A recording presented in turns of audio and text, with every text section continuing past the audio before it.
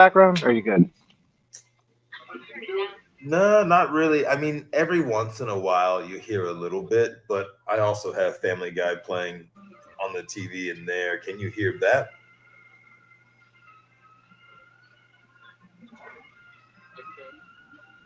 Ah, did I freeze or did you freeze?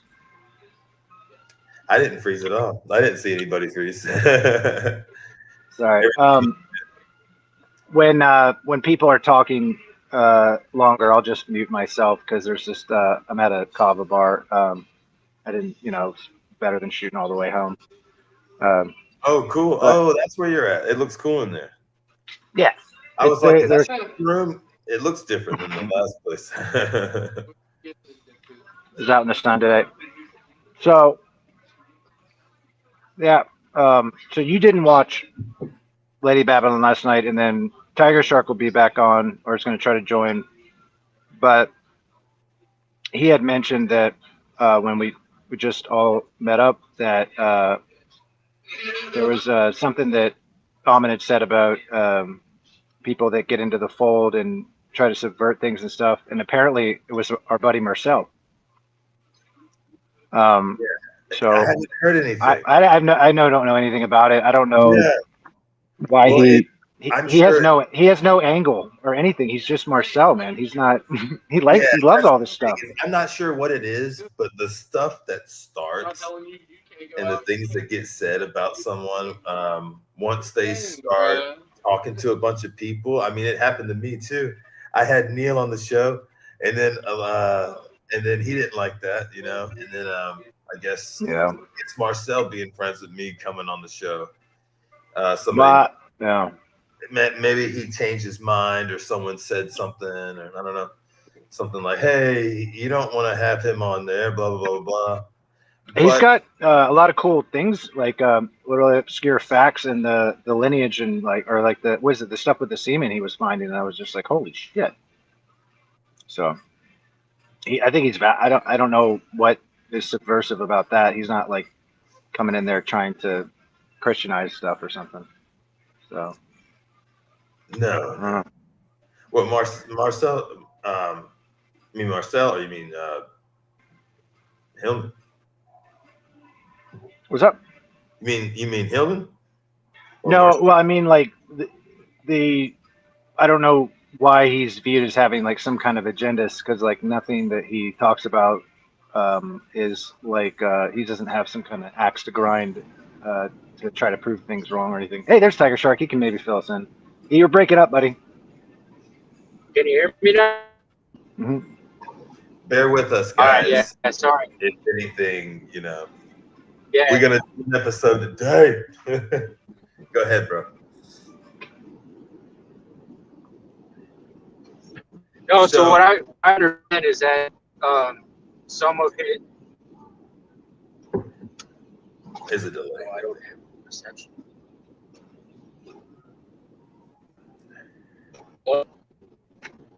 I think there's a delay, so I think I interrupted you once you got started. But sorry, no. Go ahead. So what I understand is that Teddy Bass and some other girl in that circle sent Amin a message saying that Marcel was talking garbage about him, and in a previous interview with some other people, internet, and I don't know these people, and I guess that's why he took it out, and that's why it was brought up yesterday. And you had a couple of people in the chat that were defending Marcel, saying like, there's nothing wrong with him, he didn't do anything. So I don't know, but I mean, at the end of the day, people are going to say what they're going to say. There's nothing you can do to hold that back. And I don't think Marcel has anything against Amin. I've never seen that myself, but not that I know of. If he has any just normal criticism like anyone else, sometimes we have seen that being enough to not to not sit at the cool kids table, I guess, if you will. Yeah, well, and I think even criticism is like too hoity a word for it. Like people, um, I think agenda is a pretty good word to kind of think about. Like if someone's like asking questions or something doesn't fully sit in, or they watch maybe a couple Babylon videos, they are just getting into it and they're just curious, and so there's contrasting ideas and questions that are going to come up and be like, well, I don't know if that's true. That seems a little exaggerated. That seems all really really normal. Um, I don't know how many people have watched all of them and also gone and looked stuff up, which is where kind of I started a year ago. Or like, I caught everything up but then when life got busy, I couldn't go do the lexicon stuff as much. But everything I have done has proven time and time again that window and this timeline that he's opening up to us is way more accurate and way more astonishing. And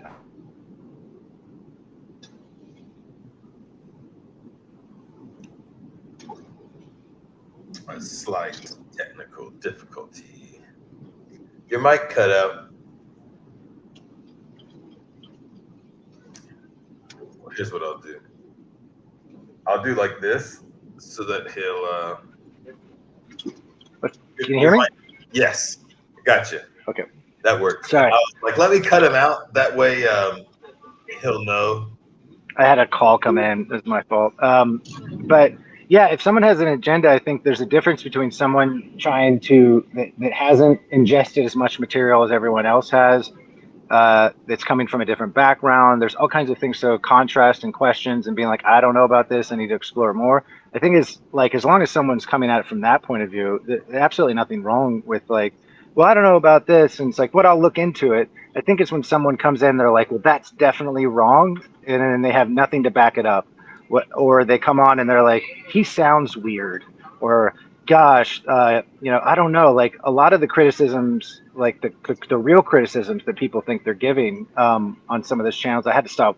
Like even because I would like to see what anybody actually has a counter argument, and they're terrible. Like it's just literally character assassination, or I don't know, talking from some kind of like weird superiority point of view, and none of them actually spend the time like you've done on your channel to be like, let's go look at the text, let's go find this, let's keep digging and stuff. So none of them are actually doing that. It seems to be they just want to shut them down, or they want to make fun of them because it's such a powerful like uh, game changer that he's holding, and I guess it makes them feel insecure because they don't know it and they think they know everything.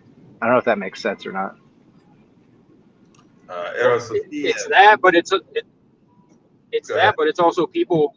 I think people wanted, like, they got involved with Amen early on, and they thought that it was going to be something that it turned out not to be. So they were like, these people reading tarot cards. They were doing this like hokey pokey witchcraft crap, and with candles and all that crap, like that crazy lady in Edward Scissorhands. They were doing that stuff. And when he came out and was all about the medical text and the magic is the plants and the magic, that they utilize were the poisons and the toxins and these things to induce certain states. Intercalation, which is what Dennis McKenna talks about. There's a crazy snippet actually that Dennis talks about that even Terrence would talk about. He's like, it was so complex what Dennis came up with, but Dennis is a PhD, and this is what Dennis studies and writes papers on. It's called it basically is when these compounds go in between the DNA chain and they change your DNA sequence. And that's actually true with DMT. It does that. It's not woo-woo, fluff. It's actually scientific data. And that's what Dennis was showing. But he also had his own theories or hypotheses and conjectures on what was happening. And one of the things that Amen was talking about last night was this glossolalia, or this, what do they call it? When they're singing and chanting during these experiences. I forget the name of it, the Greek term for it. But that stuff is basically, Dennis was saying that down there in the Amazon, the shamans would do that.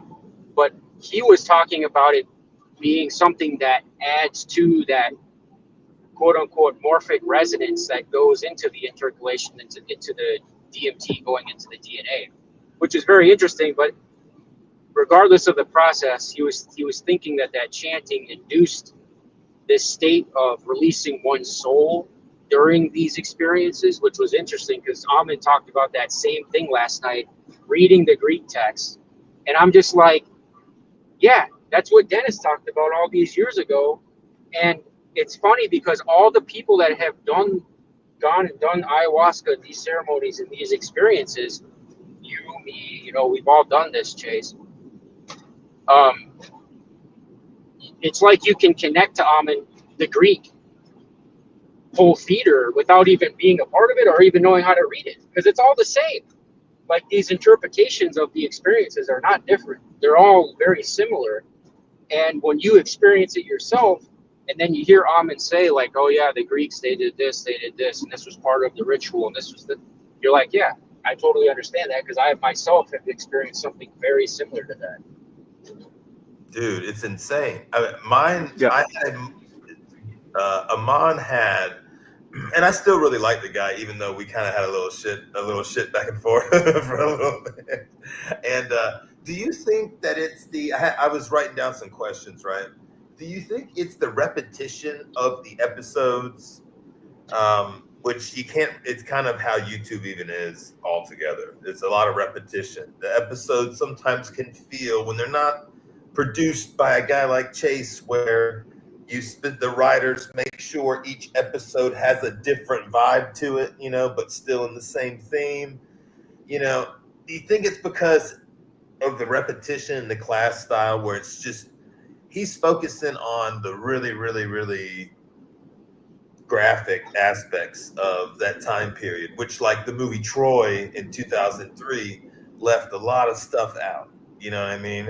So he's kind of going back and talking about this, but you think that's why, instead of him being the quagmire of the group when it comes to all the other channels like History Valley and Myth Vision and stuff, or who's the other guy? Is it History Valley that everyone's been going on his channel lately? All the big dudes? I don't know. I haven't been on it recently, but Dude. I think is History Valley. I think they're the ones that the last video that I watched anyway, and like nothing against, I don't even know them, but they had something where they watched the Bob Larson. Oh really? Like, yeah, and and it was like 3 hours of just like making fun of both of them as if they're both insane, and it was and I'm sure they're smart, and like I don't know them, so I'm not interested in trying to insult them, but to be critical of like how the critiques they were offering, it was all just very like coming from some kind of place of superiority, and then commenting on their psychological like conditions and how they're both kind of crazy and they're both believers and they're both that. And so I felt like I was in a Coen Brothers movie. I was watching a YouTube channel in a Coen Brothers movie, because it was like, for me anyway, like it's like you guys don't know what you don't know. Amin is not the same as a true believer in any way, as far as what I see that he's doing, which is confusing to everybody because it's not in some kind of linear, logic, definitive, absolute termed academic way. Even though you can, when you go to his translating skills and everything like that, that is all like rock solid. But what I get from him is not is not the style of education that we're used to, which is, here are the answers, repeat the answers, this is how this works, okay, you understand it. He's evoking this and all of this world through like some, it's almost like a performance lecture. Maybe that's what teaching should have been. It's inspiring, it's provocative, it's like, it's unsettling, it's a lot of fun. That's the point too of the Greek thing, because like Yeah. Greek as an animal was like the language, and like I'm glad Mandy, I sent him the link So he should jump on eventually. When he said he'll be at the studio in an hour, and we'll probably be on for a few hours. You know? So we hopefully get him on, I'd and get my camera straight. he talks about like the development of satirical theater, and just the expansion of the types of Plato, the types of methodologies and ways of thinking and stuff that's starting to be sort of written and expressed in the language. And I wonder if a dude like Hillman was, got to show you the sculpture of the hermaphrodite real quick, and if Hillman was just covering Bronze Age stuff, do you think he would even have 90% of the criticism he gets? So what do you mean if he was just if he was not, If there was no biblical text in his show, and it was just Homer and this and that and that, it would I imagine it would still be slightly provocative, but absolutely not. And that criticize that's it at all. No, and that's actually tied to all. I think you just nailed or like got to a really important point. I wonder if that really means anything though, because like Yes, yeah, I think it does. I think we have an allergic reaction. I think that I'm sorry, I'm pointing at you like an asshole. If I think that I think that like the linguistic prison is real. I think it's a very that I mean I'm an idiot, I know for sure, but as a people, not like where we're at, but there's not been a linear progression where all of a sudden we are all the smartest people that ever lived because we have these iPhones and we can memorize stuff and all this other stuff. That there are parts of us and like powers that we have or abilities and all these other stuff that's been lost. And the linguistic prison is it's a tyranny. It's not, to me anyway, this is all my opinion, but I don't view it as just specifically Christianity, although that is the main culprit. And I would argue by extension, the materialism of Ayn Rand has become the non-believer version of it. But the general idea that we talk and communicate in our language in a linear way and speak in like in absolute terms, like we do subject, action, like thing that happened or whatever, that our brains are thinking like that. And we also think in duality and not spectrum. And our language doesn't really reflect the spectrum. It's either a cat or a dog, whatever else. And then you have to add more words to that. And so like the way we view everything is like right or wrong, like correct or not. And that's like again, using that framework is helpful as a tool, but it's not reality. Language is not reality. And your thoughts are, to me anyway, our thoughts are what it feels like to be us, but they're constructed by our language. And so we've been like, what he's cracking open is not conspiracy. It's conspiracy in a real way, but it's not something like ancient aliens or like this stuff is real or not, because that's how people are viewing it. Like, oh, Almond's like a real believer, like, so it's just like Christianity with another name, or he's like all this. He's not even at that level. He's already in a multi-dimensional level, trying to show you something else, right? And that is very unsettling unconsciously. That means like not just that it's really we're really unsure about what's going on, but that we've been viewing and navigating our lives through those lenses. And I think that disrupts everything. And the fact that non-believing people who are like a higher, like considered a higher intellect are totally like turned off by this, or they just can't even fathom that he might be offering a different lens. They can't even dip their toes in the water. They can't even go, well, just go start learning ancient Greek, guys. If you think it's wrong, start actually learning it. I can't learn it, but even when that guy Seaman does videos where he just looks stuff up, it's incredible. And he does these bite size, and it's like, you guys are not doing any of that, So like, I like the fact that it's doing that to me, he's not telling you that you're in a linguistic prison. He's showing you.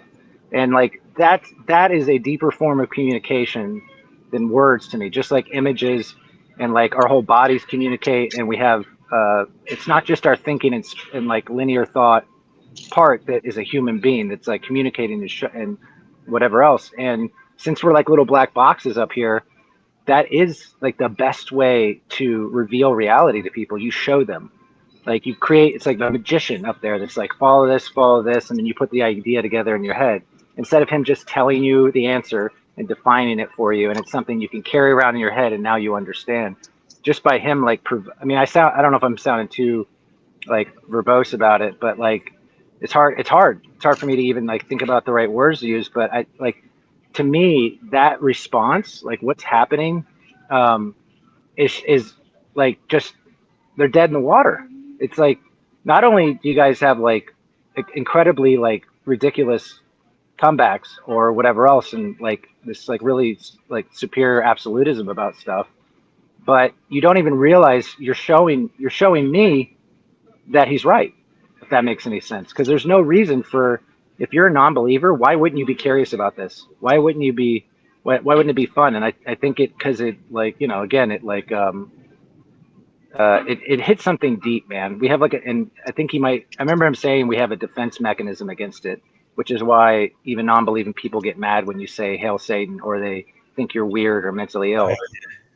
Yeah, they have the same guilt kicks in that you had, that like a Christian kid would have. You have the same trigger that they would if somebody does something sort of like publicly. Yeah. You know, hail Satan in public.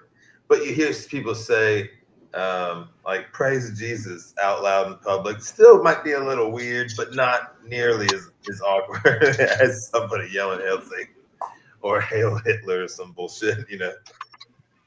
Yeah. I think it's possible also, and this is just my experience when I was a visiting lecturer. There's a lot more lifelong academics now. You know, my mentor was a filmmaker for like 40 years. She started teaching when she was like 65 or something. And so like, there's not a lot of people like that in universities anymore. There's a lot more people that are in universities their whole lives. They're in schooling, scholastics, and there's nothing wrong with that. And I think there's something to it. But you know, I really think that's akin to, you know, you are kind of keepers and learning of knowledge, but it's like if I went to school for skydiving and then I never went and skydived, or I skydived once, and then I just had all these like facts memorized and stuff about skydiving and the history of it and stuff. Like, do I fully understand skydiving? Can I fully teach that to somebody? Is teaching something to somebody just like definitions and words? And I don't think it is. Like, you know, you could teach everybody anything, or a bodybuilder got client of yours, every perfect move, right? But they have to start doing it and getting their bodies into it, and then it starts sinking in different ways, you know. So I think it's like for people certified. Yeah, and for the ego, it's terrifying. Like you have a certified trainer who is a complete idiot. Right, and it's like it's the same thing. I think applies to some of the stuff we talk about. You know, I love doctors to death. You know, they are finding some really badass shit out all the time. However, because of the system, it's like Dennis Reynolds in fucking It's Always Sunny in Philadelphia. It's not really them, it's just the system, you know? It's not your fault, it's just the system's fault, and you work for the system. Besides the fact that some doctors turn people into cash cows, some people want to be the cash cow. I mean, some people flat out want the drugs, and that's why they love the healthcare system. So, okay, so be it. I'm not going to, you know, whatever. I'm not going to judge you if the soccer mom fucking foaming at the mouth at practice, you know. But I think that gets applied to a lot of things. And so and imagine that, like, you're like, so we also attach ourselves to marketing terms and identity traps. That's where identity politics come from. And it's not that words aren't important to a certain degree or something like that, but I didn't like. It's like, oh, I'm Chase. I'm a punk rocker. Okay, what's a punk rocker do? And I look it up in a book. I'm like, okay, they wear their hair like this and they do this. And then I'm like, and then I do that, right? And I do it for years, and I like learn all about like the best punk rock bands and all this other stuff. I've built my identity, and I've spent a lot of time thinking, right? But am I punk rock? I would say no. Like I mean, depending, I'd have to meet you. I don't know, and I don't even know what the fuck that means, by the way, fully. But I mean, that's the thing that I grew up in. But for me, it was like uh, we were. I mean, now that I think about it, like liberty-based punks, because any kind of like Nazi race, any of that shit, which was a lot less back then, and but it was way more violent and it was or confrontational, and we were like, hey man, this is a fucking a force. We're gonna have a good time. I don't care what you look like. I don't care what you do, but you treat everybody with respect. We have a good time. Let's make some noise and break stuff, or what whatever it is, right? And that was what it was like. This expression from people who felt left out from society, and the world wasn't exactly. Even if you did everything right, you were fucked, right? You were there's a lot of poor kids that I think were genning up in Reaganomics that were and people that were on the outskirts, any kind of like gay or trans or anything really, basically any kind of like outcasts where the society wasn't working for them. Yeah, and they made their own liminal space or whatever. But it's suburban and lower income white families is probably like what 70%, 80% in the 90s of the population. Mm-hmm. And so like maybe even some denominations, you could even say women, you have African Americans, you have Hispanics, and they all have this there's this influence that they can have that's just it can kill a guy's motivation before he's even in 5th grade if he's surrounded by an environment that you cognitively frame who you think you are, and then because our whole body is like a boat going through time, you start going towards that, but that might not be you, right? Or you might and like so some of these a lot of guys probably could have done a lot of cool shit, but they just but so with like the I guess try to bring it back, like, so imagine you spent, this is your jam, like esoteric religion, like this is your jam, and usually a lot of us, because we're American, are going to come from some kind of Christian influence. I was raised like non-denominational, then evangelical, and then I read my way out of it. It's just kind of how my brain was, but there's a lot of things that kind of happen in between. But then to get into this and have and read all of these esoteric books and really get into knowing things and being that person that people come to and that's the expert. That's now your identity as being somebody in some kind of status of knowledge. And I think the unconscious threat that rug could be pulled out from underneath you is some of this defensive reaction. And also, like they might have built a platform and they don't want to, they built it on an image and they don't want to lose followers. That's true. I mean, I get that. However, just, like we're not static things. And I would just say, like, if you're really,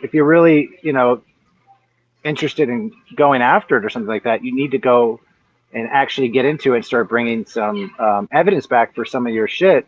Because otherwise you just sound like a whiny kid, who was the cool kid at school, and then a new kid shows up and you were like the really good baseball player or artist or something, and then this new kid shows up and he does something that is unbelievable and throws a pitch a certain way, and you don't know how to do it. And instead of asking him, hey, can you show me how you do that, and I'd like to learn, you just get mad. You want to like that kid's weird, like, don't let him pitch. That's not how you throw a ball. That's not like, it's like, I don't know if that makes any sense. That Yeah. I feel like that's a lot of the reaction from some of these people, you know, that Yeah, they maybe kind of that gaslight you after you have you do one wrong mistranslation, and maybe not, maybe a couple, you know. But I think it's just also personalities too. I've had, oh, here we go. I've had, and maybe you have too, when you were younger and you had like all kinds of jobs. It just personalities, and certain personalities just don't really mesh with other personalities. well, what are you there for, right? So if you're there to find more esoteric knowledge, if you're there to go deeper with all of this stuff, if Kind of you the yeah, if you no longer believe that, if you like a quote unquote atheist or whatever else, that like, well, I no longer believe, well, that shouldn't be, well, I'm going to jump to this other side and be like, well, there's definitely nothing happening or whatever else. Wouldn't that be like an awe and wonder? Like, oh shit, like, let's explore this then. Like, oh my gosh. And the fact that Almond opened this door again, which it seems there's little bits and pieces of people that have tried to in the past or have hit it and stuff. Like, wouldn't you, I'm awestruck by it. I'm like, holy shit. But I also like, I don't care. I know I'm stupid. Like, I mean, I think a lot of humans, I'm like, cool, dude, like something new and fun. And it's like exciting and like new ways to think about things. And, then, like just do that, but if you're there to like posture or like you feel like you're in a competition or you feel like you have to be right or you feel like you have to have the answers, otherwise you can't sleep at night, like you're gonna, like, good luck, right? Because I don't think you're gonna, it doesn't seem like anybody has made any ground whatsoever in disproving anything that he said. I'm sorry, like, it's just, I have listened to a lot of critiques, and I can understand opinions, like, opinions of why people wouldn't want to like it, or they're still questioning stuff, and that's totally fair. But like, I was a literature major first, and so 3 years was learning how to. I had good teachers, like in philosophy of science and stuff, to find evidence and make it fit, like show how that your new position is a system that produces a certain outcome, or like, and if you're going to disprove something, you got to explain how your new thing not only answers all the things that other one did, but shows like clear evidence that it's different and stuff like that. And I've gone out of my way to be like, this all seems like really accurate. So I really want to hear the counter argument just to hear it. And I have heard nothing or seen anything that is anywhere close to that proving that this is Almond's just made stuff up and he's making a cult and this is all cuckoo for Cocoa Puffs. Like, I just haven't seen it, And I have no desire to criticize who I think he is. Like, I don't know him. I know him as a performer. I love to watch him. He seems like a real great guy. His actions are a really solid character, But I'm not going to sit there and say what a fucking weirdo and like, oh, he's so like, and just start like attacking him. Like, I just don't understand that. Imagine he would. I'm sure. Like, I don't know. We're gonna hear from Marcel a little bit about the recent last week or so. He's been a little popular lately, but I personally think that once he realizes that the coast is clear, you in particular, Chase, doing the you got some projects coming up and stuff. I have no doubt that he would like totally do it if you could facilitate his arrival. You know what I mean? Like, he's the kind of guy who I think needs like there needs to be like a special on him, not like Tiger King, but like like some kind of like a 1 or 2 episode thing on Lady Babylon one day. That might be interesting, and like do a deep dive, like on the material. You need to take that to Netflix pretty much ASAP because we just said it on live. So. I can call. I don't know. I'll tap a couple friends. I don't. Really, we'll see how can. For them, there's a lot of shakeups, man, and like my friends that were like professionally working when I had to dip out of it, like, and they're like they made it. They're like almost all of them are looking over a cliff like right now, like what the shit's imploding. It'll evolve and change, but yeah, that's not a bad idea. I wouldn't want to do anything without like consulting Amen, of course. Writers are like bodybuilders. It really is the same kind of world. There's an underworld of writers, and 10% stay the whole time, but you see others come and go. You know, that's my dad does the whole book thing. He does do screenplays too, but and he did win. There's few spots, right? Yeah, but it's like that people will come and go. I don't think he writes anything anymore. I think he's gone back and re-edited some of the other ones he had that were older and whatnot. But hell, I've yet to even publish one of mine, so let me work on that. I get that one book out, and then maybe I'll do a second one or whatever. But all right, so hell yeah, I'll be right back. Give me 1 second. I gotta use the bathroom. Okay. Oh damn it! Want the story? I'm just kidding. Everybody's been waiting on it. They're like, what's the going on? Where's your book at? I haven't published it. That's the thing. I just need to publish it. And the problem is I have to the chapter on the burning purple I can finish now. That is this YouTube creation, which all of this now gets to go in that book in the chapter now. So I'll add to it some more and chop it down even more, probably by taking more of my biography stuff out and more context stuff in, you know, and but I have to cite all these damn pictures. I'm just not in a rush to do it because once then it, you know, but honestly, I would bring somebody else in to cite all the dang pictures and do a picture find also for credit in the book. So if any of y'all want to do it, or anybody watching that's interested in doing something like that, you could. I mean, like, send me when you get a chance. Send me your recent draft, because I remember looking over it a while ago, but you're still in the middle of it, and then I didn't finish it.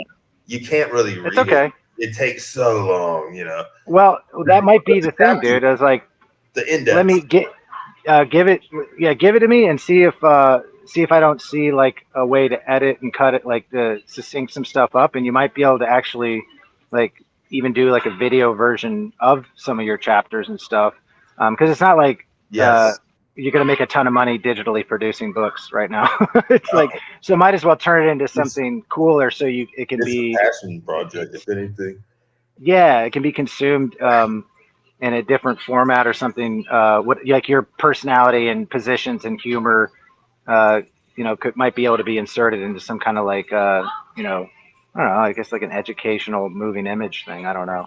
Yeah. Well, it's got to be original somehow, and so that's where having a little bit about my mom and stuff, and just really educated parents, if that means anything. I mean, some people might laugh at that, but as far as the shit we did, growing up, archaeology digs and stuff, that's cool shit. It's like really cool. Jones' mom and like I don't know, like this military dad, I guess. Fucking ranger, fucking like, that's fun. That must have been some fun times. We grew up like rappelling, like down. That's really cool, dude. Like we showed firefighters how to do it. Yeah, we were kids. we're like going down the freaking towers and stuff, and they're just like, but yeah, it's cool stuff. But I think that's why I can't never sit still, dude. My dad and my mom are the same character in that regard of like always learning new shit and always doing stuff, and y'all probably are too in different ways, dude, when you can, when life's not beating the shit out of you, because there's phases where you don't do nothing cool. So it's like I actually get depressed. I will get depressed if I'm not. I found ways now after like reading a ton of Zen books that to get interested in whatever I'm doing, like if I'm painting and I'm like fucking, this sucks and whatever else, I just start really paying attention to the paint. I'm like, look how that paint's going on. I wonder how the temperature's affecting its movement and whatever else. Oh, there's a lizard over there. Look at the adventure he's on. And like, so I naturally have to get it pull curious you about away? something and get involved. Yeah, but if not, I'm audio booking some new subject. Like, what you about? know, it's, And this is not everybody's suggestion. It's definitely not what my grandpa would tell me to do. I still, to this day, have 2 video games on Xbox that when I have had a freaking week and I've, made all my gym hits, I've done all the workouts, and, Friday rolls around, I don't have to do nothing tonight. Wife's off tomorrow type of thing. Oh man, I will play 6 hours of Ghost Recon. It's corny. I'm freaking 38, but I still do that just to unwind. Video games are ageless, dude. Doesn't matter how old you are. I know, right? Dude, Marcel. Yeah. I'm done talking. Yeah, okay, yeah, fair enough. So, okay. I wish I could Occult get Examiner show. Yeah. In Lady Babylon. Go. Yeah. Oh man, I don't know where to start. There's holy Jesus. Well, I mean, all of you guys. Oh, I'm yelling here. All of you guys know. I've been trying to weasel my way into Occult Examiner's circle to kind of plant the seeds in her head that Amen isn't a fucking cult, but like, and things like that, and like I haven't been. They're still talking about it though. Yes. Fucking Jevlin is on a fucking vindictive rampage, man. Yes, man. It's actually kind of ridiculous. You think it's fake just for YouTube? Yeah, that they're still all over it. But I've been trying to. I've been trying to hint to. Yeah, I've been trying to hint to her that it's not a cult and that you can't lay at the feet of Amen and Chewy the actions of the zealots in the community, right? You can't, like, there's fucking thousands of people who watch Amen, and there's crazy fucking people in the world, and you can't lay the actions of these crazy people who watch you on the internet at the feet of the fucking of the creator. Yeah, right. Like you can't. That's not fair, man. And that's so. Go ahead. Yeah, I was going to ask you. I don't watch. I've watched a couple of those things a long time ago, and I just was turned off. Like it just wasn't. Yeah. So what's happening to her? The thing I said was really bad, and I didn't realize what I was saying, and it came across like I basically said Amen groomed Chewy. That's what it looks like I said, which is really fucking no. Bad. Yeah, no. That's what it looks like I said. I wasn't trying to say that, and I feel really bad. Like I haven't. It really sucks because I also didn't realize that what grooming meant. Like I thought grooming and indoctrination were synonymous. I thought they meant the same thing, and I didn't realize what I was saying until yesterday, basically. Which okay. That makes sense. That makes sense, dude. That they thought you were like that would be a rotten thing to say if you were intentionally doing it. What I was trying to say was everybody in the world is slightly indoctrinated, right? We all are. Yeah, by some right?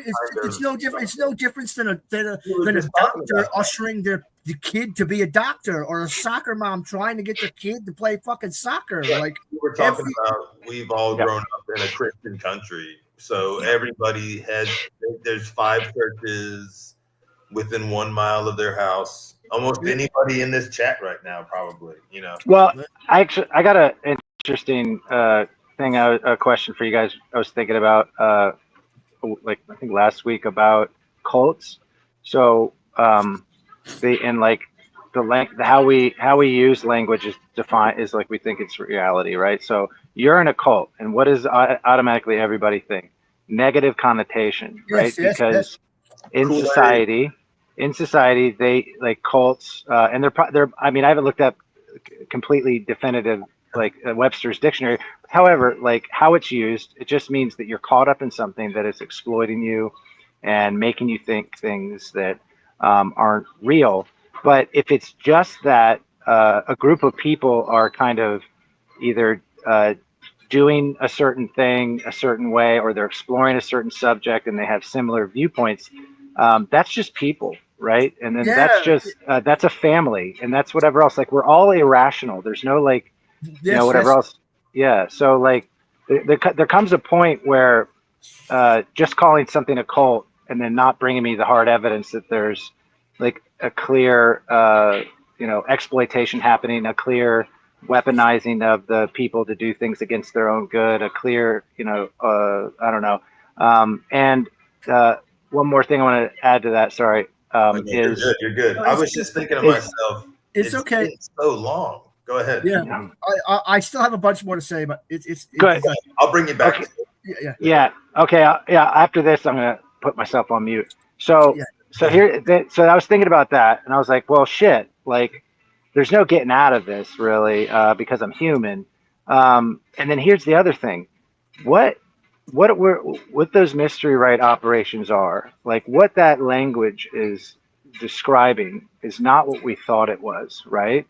But is there a reason why we automatically assumed it was something we thought? Like instead of it, like being like people on Mount Olympus, right? We were like, oh, they thought they were talking about Zeus, like it was an anthropomorphized person, right? So here's what I thought: Zen people consider ritual to be the physical actions or things you do in a certain disciplined order that evoke and bring on a certain mood. And there's a million things you could do, a million rituals you could do, like if you're preparing to fight, if you're preparing to, whatever else. And then there are all these different rituals, and then they weren't considered always absolute.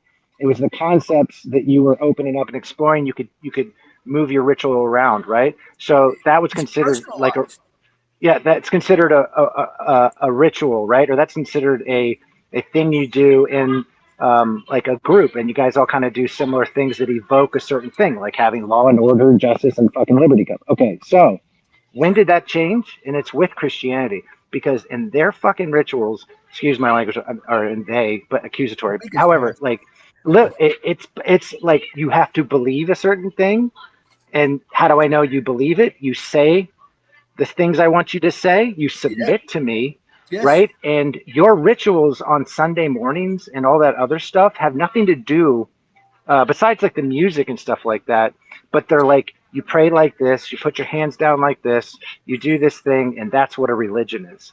That's what a belief system is.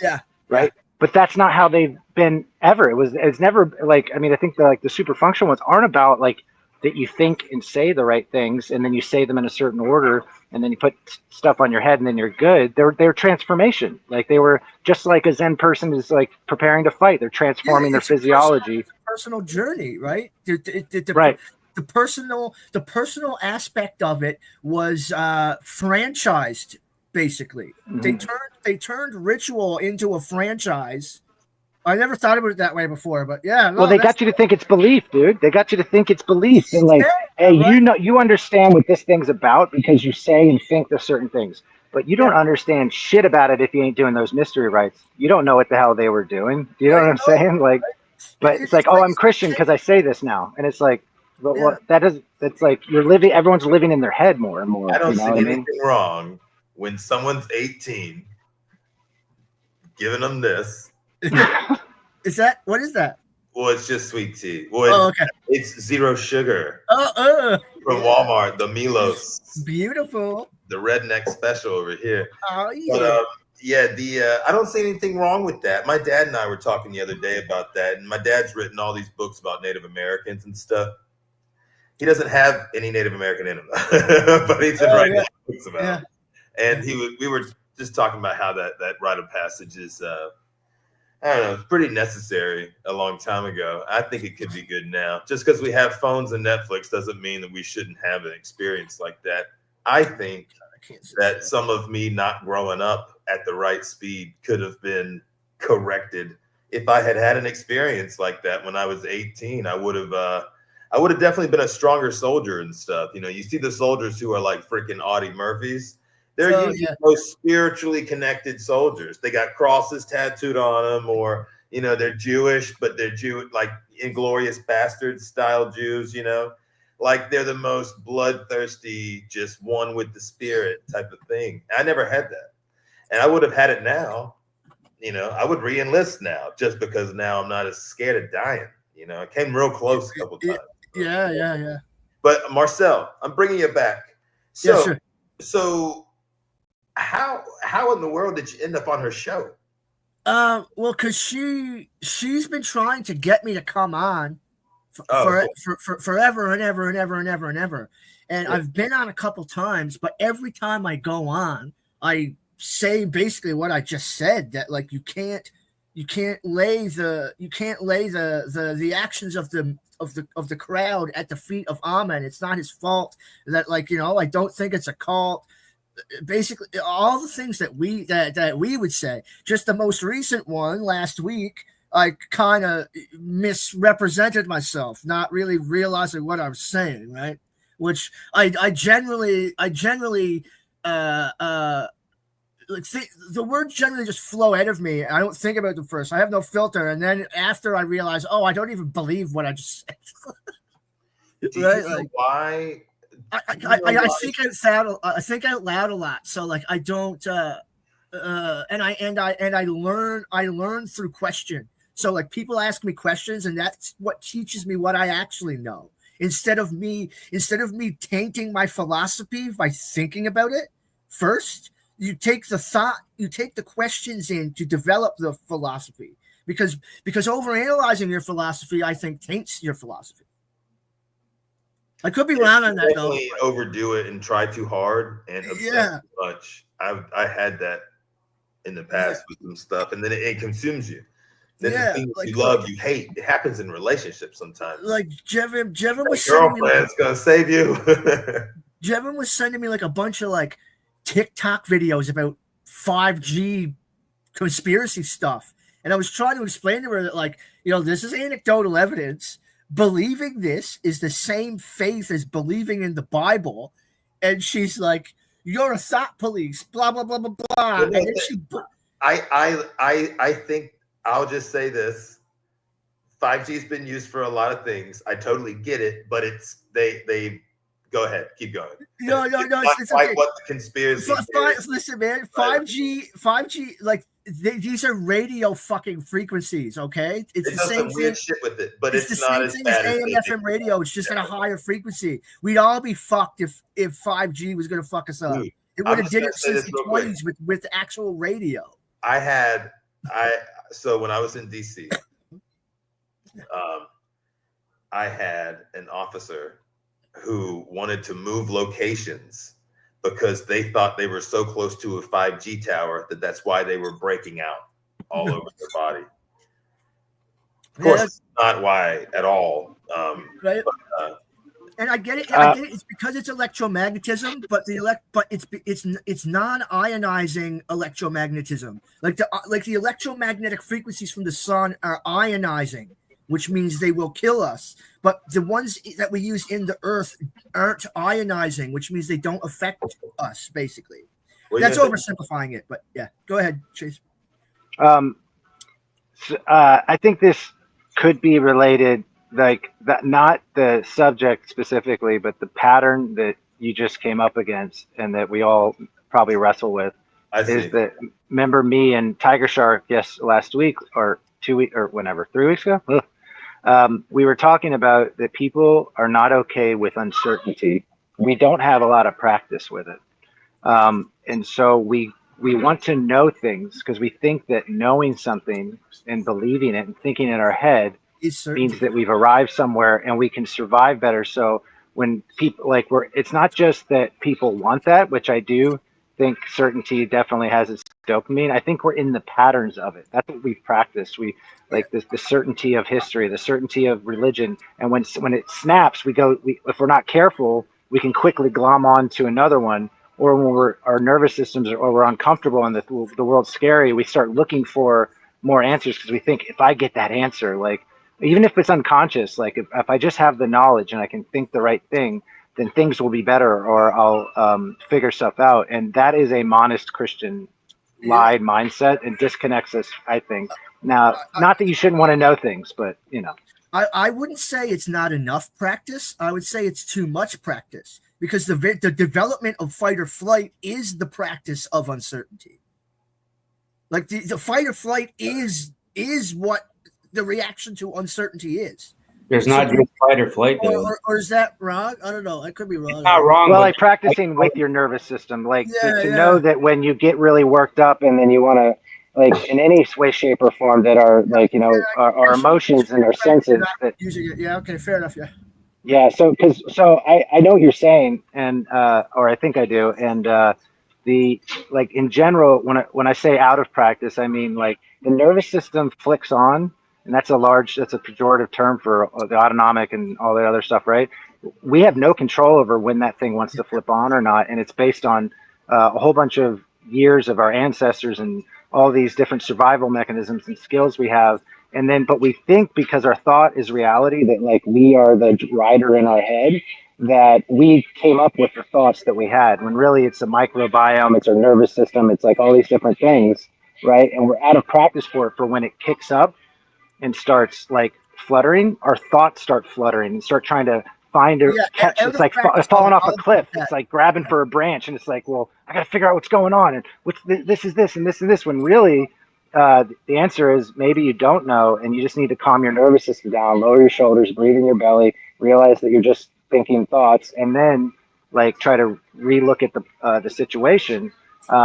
And realize that you know, whatever you're doing right now, like if you're flipping out in your head, if I started flipping out right now, like I'm literally in a kava bar in air conditioning, and I'm fine. And once I realize that, like if I was thinking about how the world's going to end and all this other stuff, I'm going to be more calm and more suitable for making new neural connections for better stuff. I don't know if that makes any sense, but the more you practice with it, like a Zen person, it comes obvious with jujitsu, like that people that they become calmer.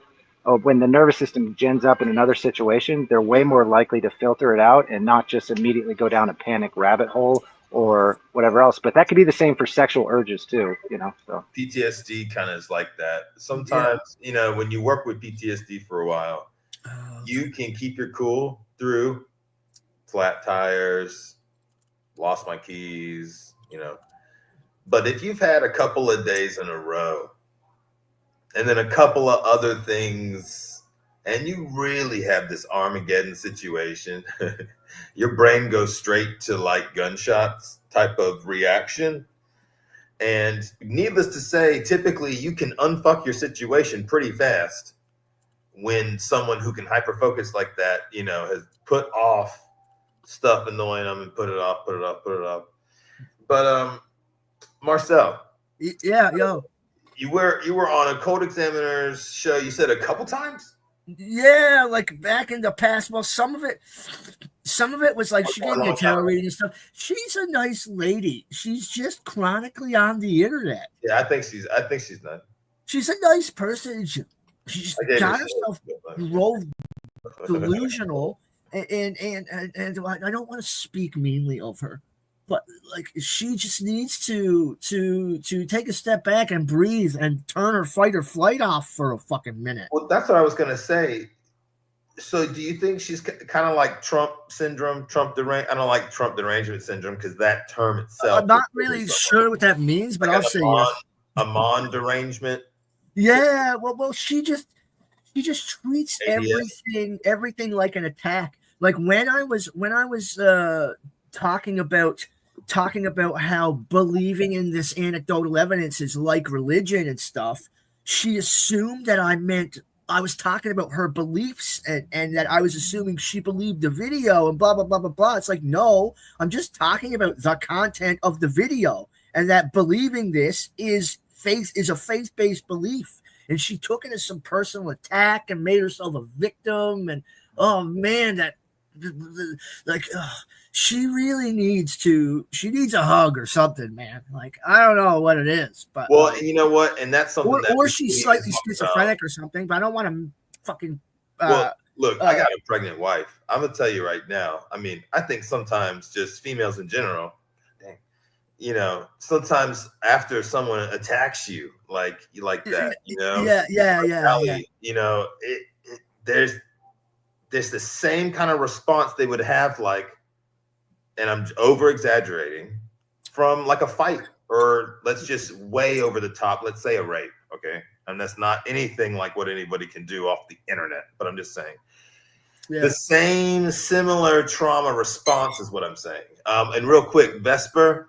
Oh shit! Sorry. I am 285, probably 279 right now. But yeah, I've been working, y'all. I haven't been doing this all day. I've been working out once to twice a day, 6 meals a day.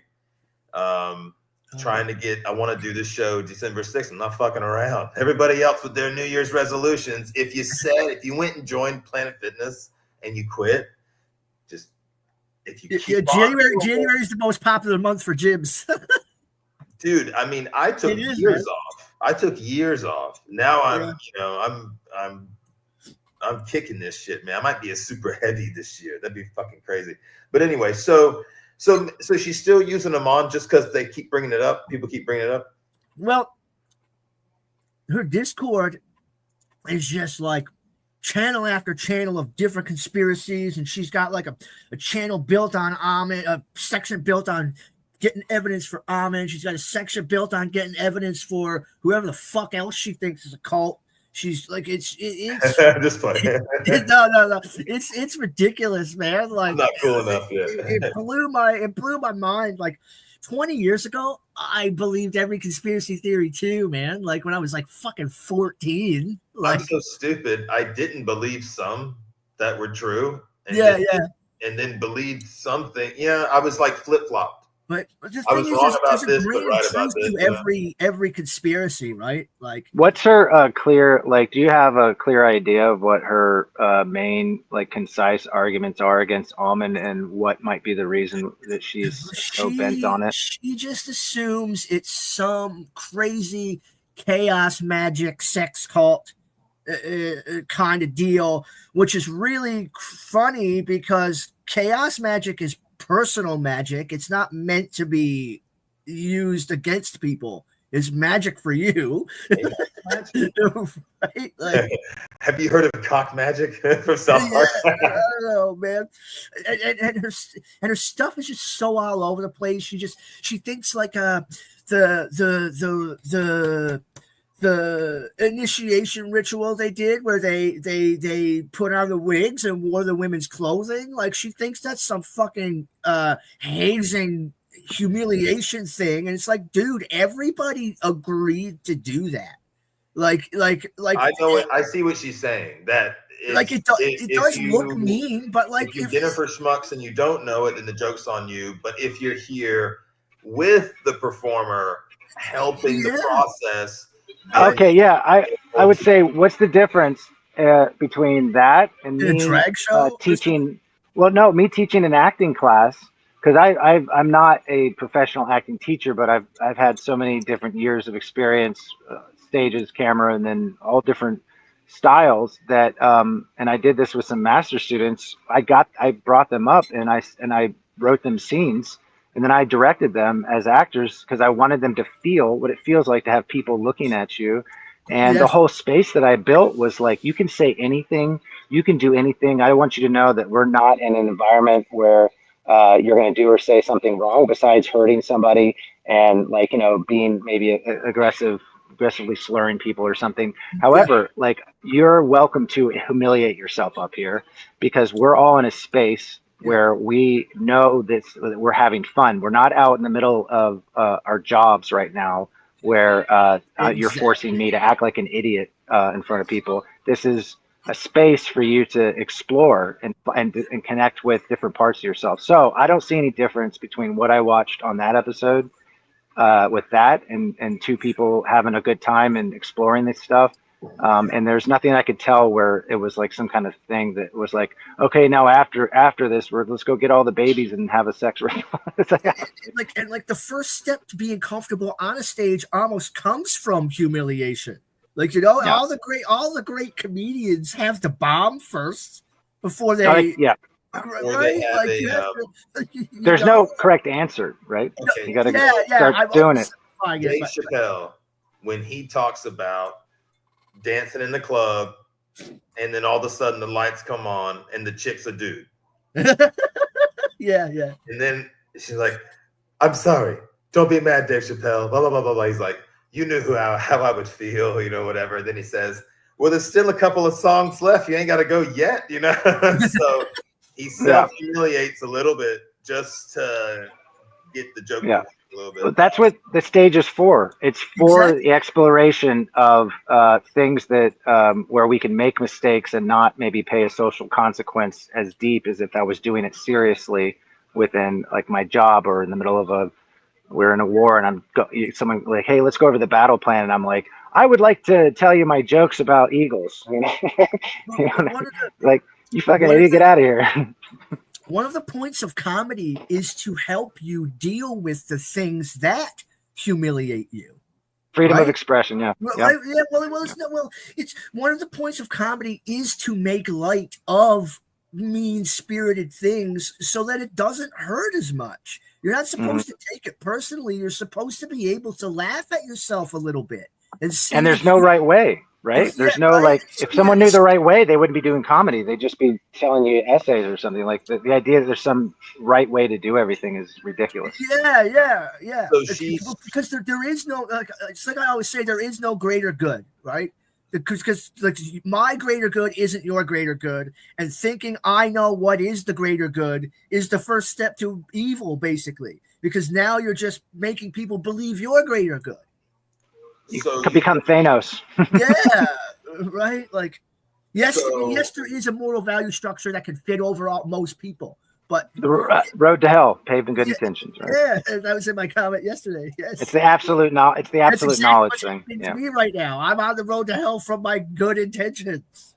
Yeah, well, I bet maybe there'll be a little bit of pushback because it was taken the wrong way, and I'm sure they get a lot of I have no idea what kind of people go in there, and I'm sure there's like death threats. I'm certain that there's some crazy people doing that, and then like calling them names and trying to damage them. So they're probably just very sharp right now. The girl who brought it up to Armin that I'm a spy from Jevin, which is that's what I was going to ask you. So you got on the show. Yeah. I'm on show. Yeah. Oh man, it was fucking awesome. After you were on Jevin's show, then a couple days later. No, I was on Jevin's show like a week or so ago. Okay. Like last week or 2 weeks ago or something. I'm on show 2 days ago. And me and Aman had a really beautiful conversation, man. We really connected. He was like, it's like, dude, like, if we wouldn't have had such a genuine connection, if I was lying to you, like he would, like, you can't, it's really hard to lie to someone, especially not face to face, and make it feel genuine like that, right? Like, unless you're lying to someone to be like, yo, I'm going to pay you back $20 or something, that's easier to do. But to make people feel a real philosophical connection between what you both are saying, it takes a real true conversation.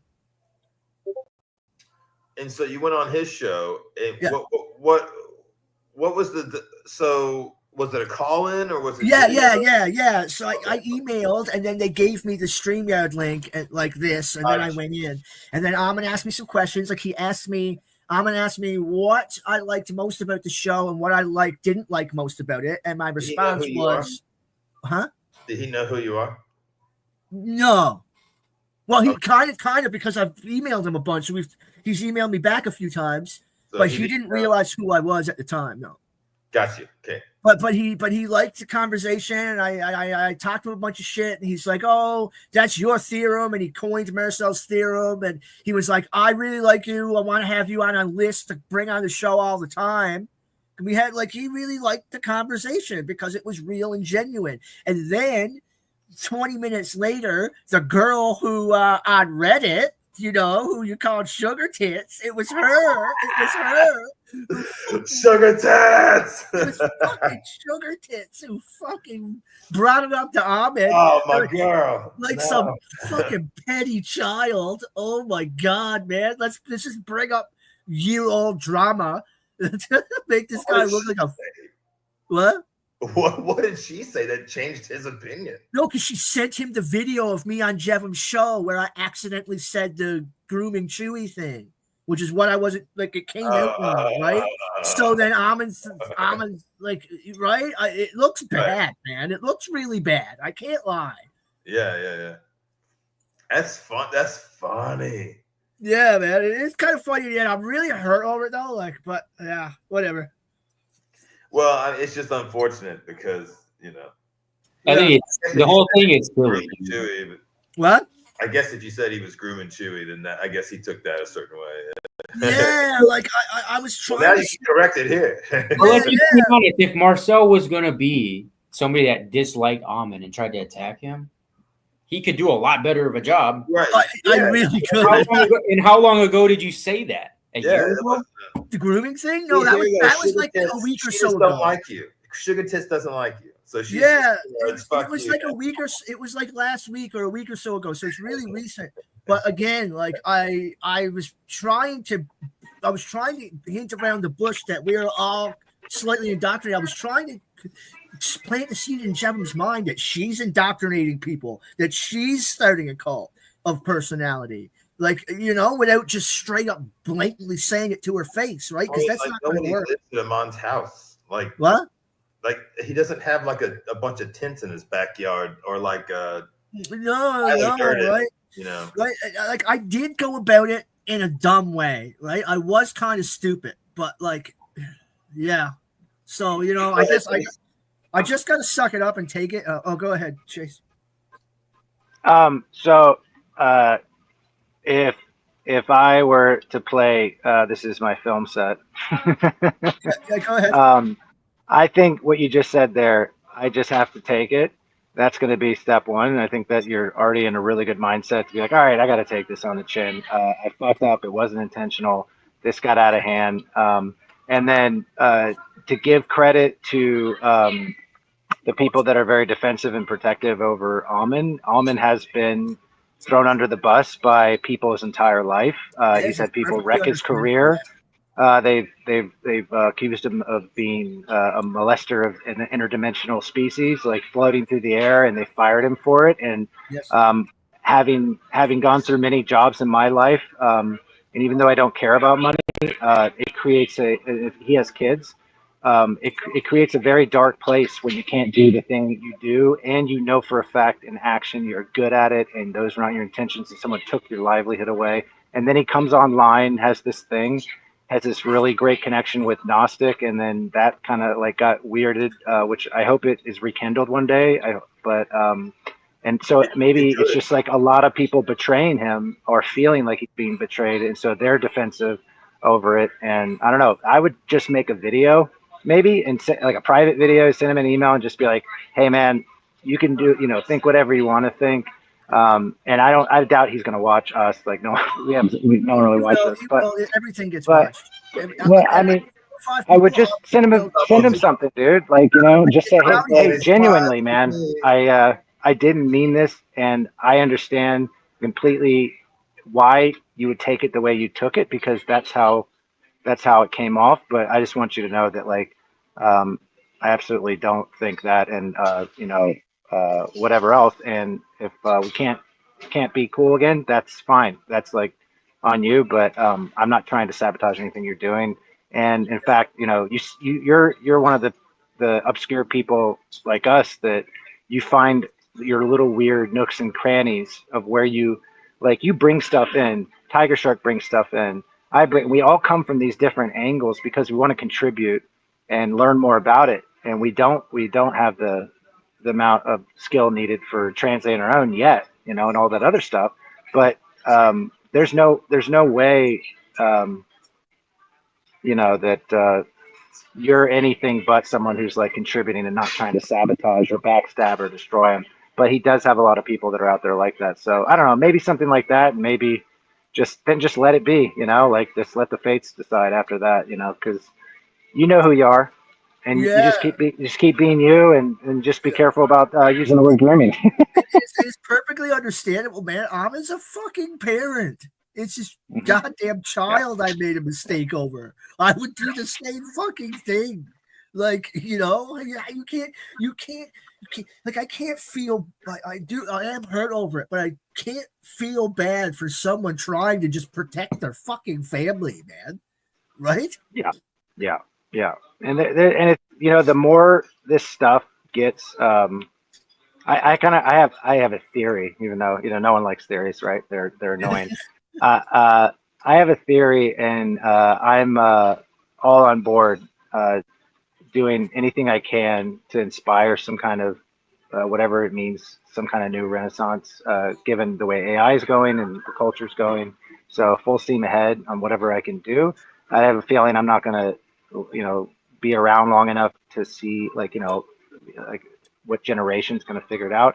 However, as this stuff bubbles up, and it's already bubbling up in the culture, it was in Blink twice. It was in uh, Heretic. Two of these movies they're slowly putting these clear, concise symbols in there. It's in Severance. Like these themes are not. We're not the only ones out here that maybe think in this way, but there's never been a time where all of this stuff has come together and so much text can be immediately accessed and all this other stuff. And Yes. so there. But what I'm saying is, it's because it only cracked open because of how his performance and his character, and like, I don't mean his character is what he performs as. I mean his character is a human being to push forward and transform anyway, and to go and figure out a way to get this stuff out to people in the format that he's done, and he continues to do it, to evoke it and to not just let it die on a shelf where they can just ignore his book or something. They're going to come after him. More people are going to try to tear him down. They're like, the more popular he gets and the more he makes these people that think they're the smartest people look stupid or look like they're ignorant or closed-minded, the more they're going to try to like tear him down. But my theory is because of the way he did it, which is freaking genius, or I think it is. He's evoked it in all of us.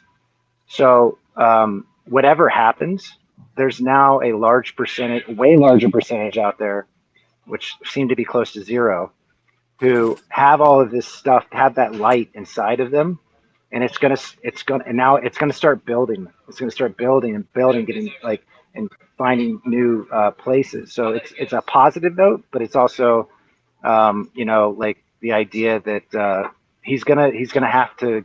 I would say, I don't know him. I would say, like, that's okay to be sharp. It's okay. It might make some mistakes sometimes.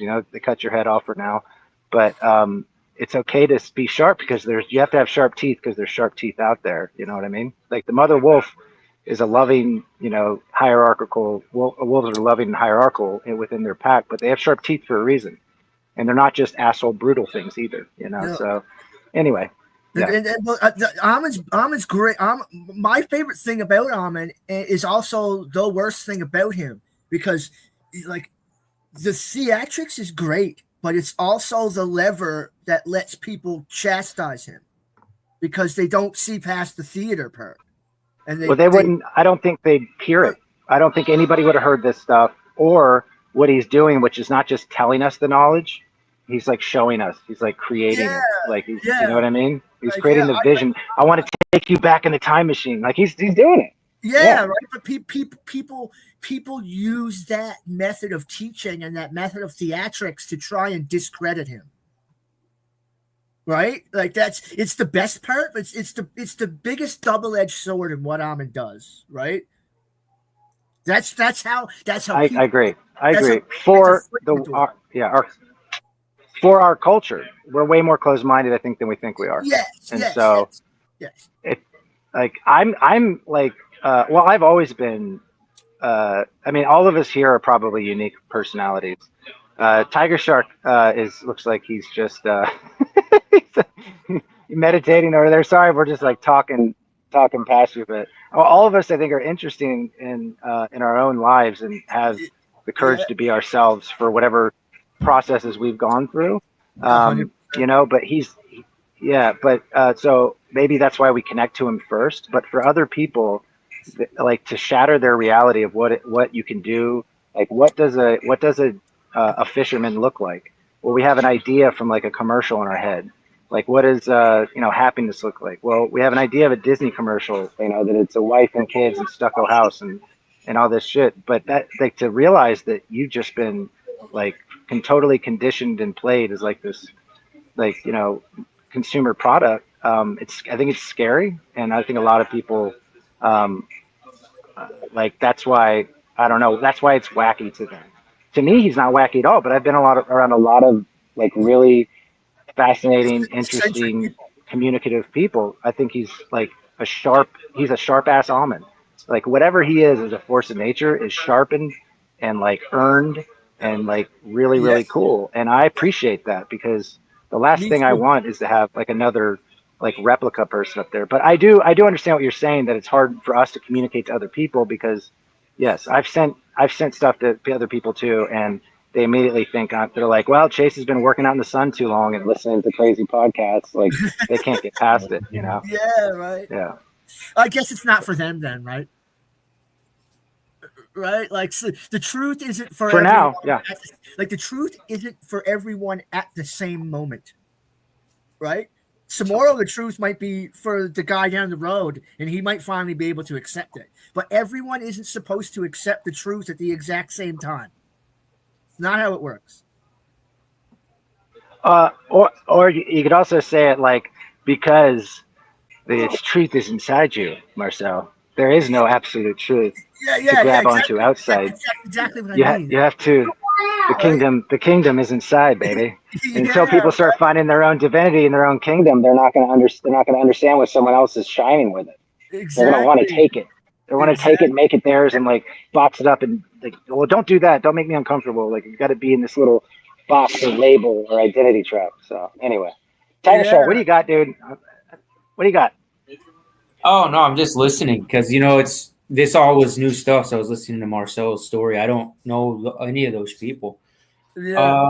I don't really get involved with drama, man. And honestly, like when people come to my house, I've said this before, any family that comes in here that I know that's privy to drama, and some people are, and I'm not saying they're wrong. It's just I'm not, and I don't like it in my space. And I tell people like, hey, if you guys are going to have drama, just don't even show up. You're invited otherwise, but if you're going to come in here and talk about somebody else or talk about your brother, your sister, your mom, and we're trying to have a birthday party or something, just don't even come.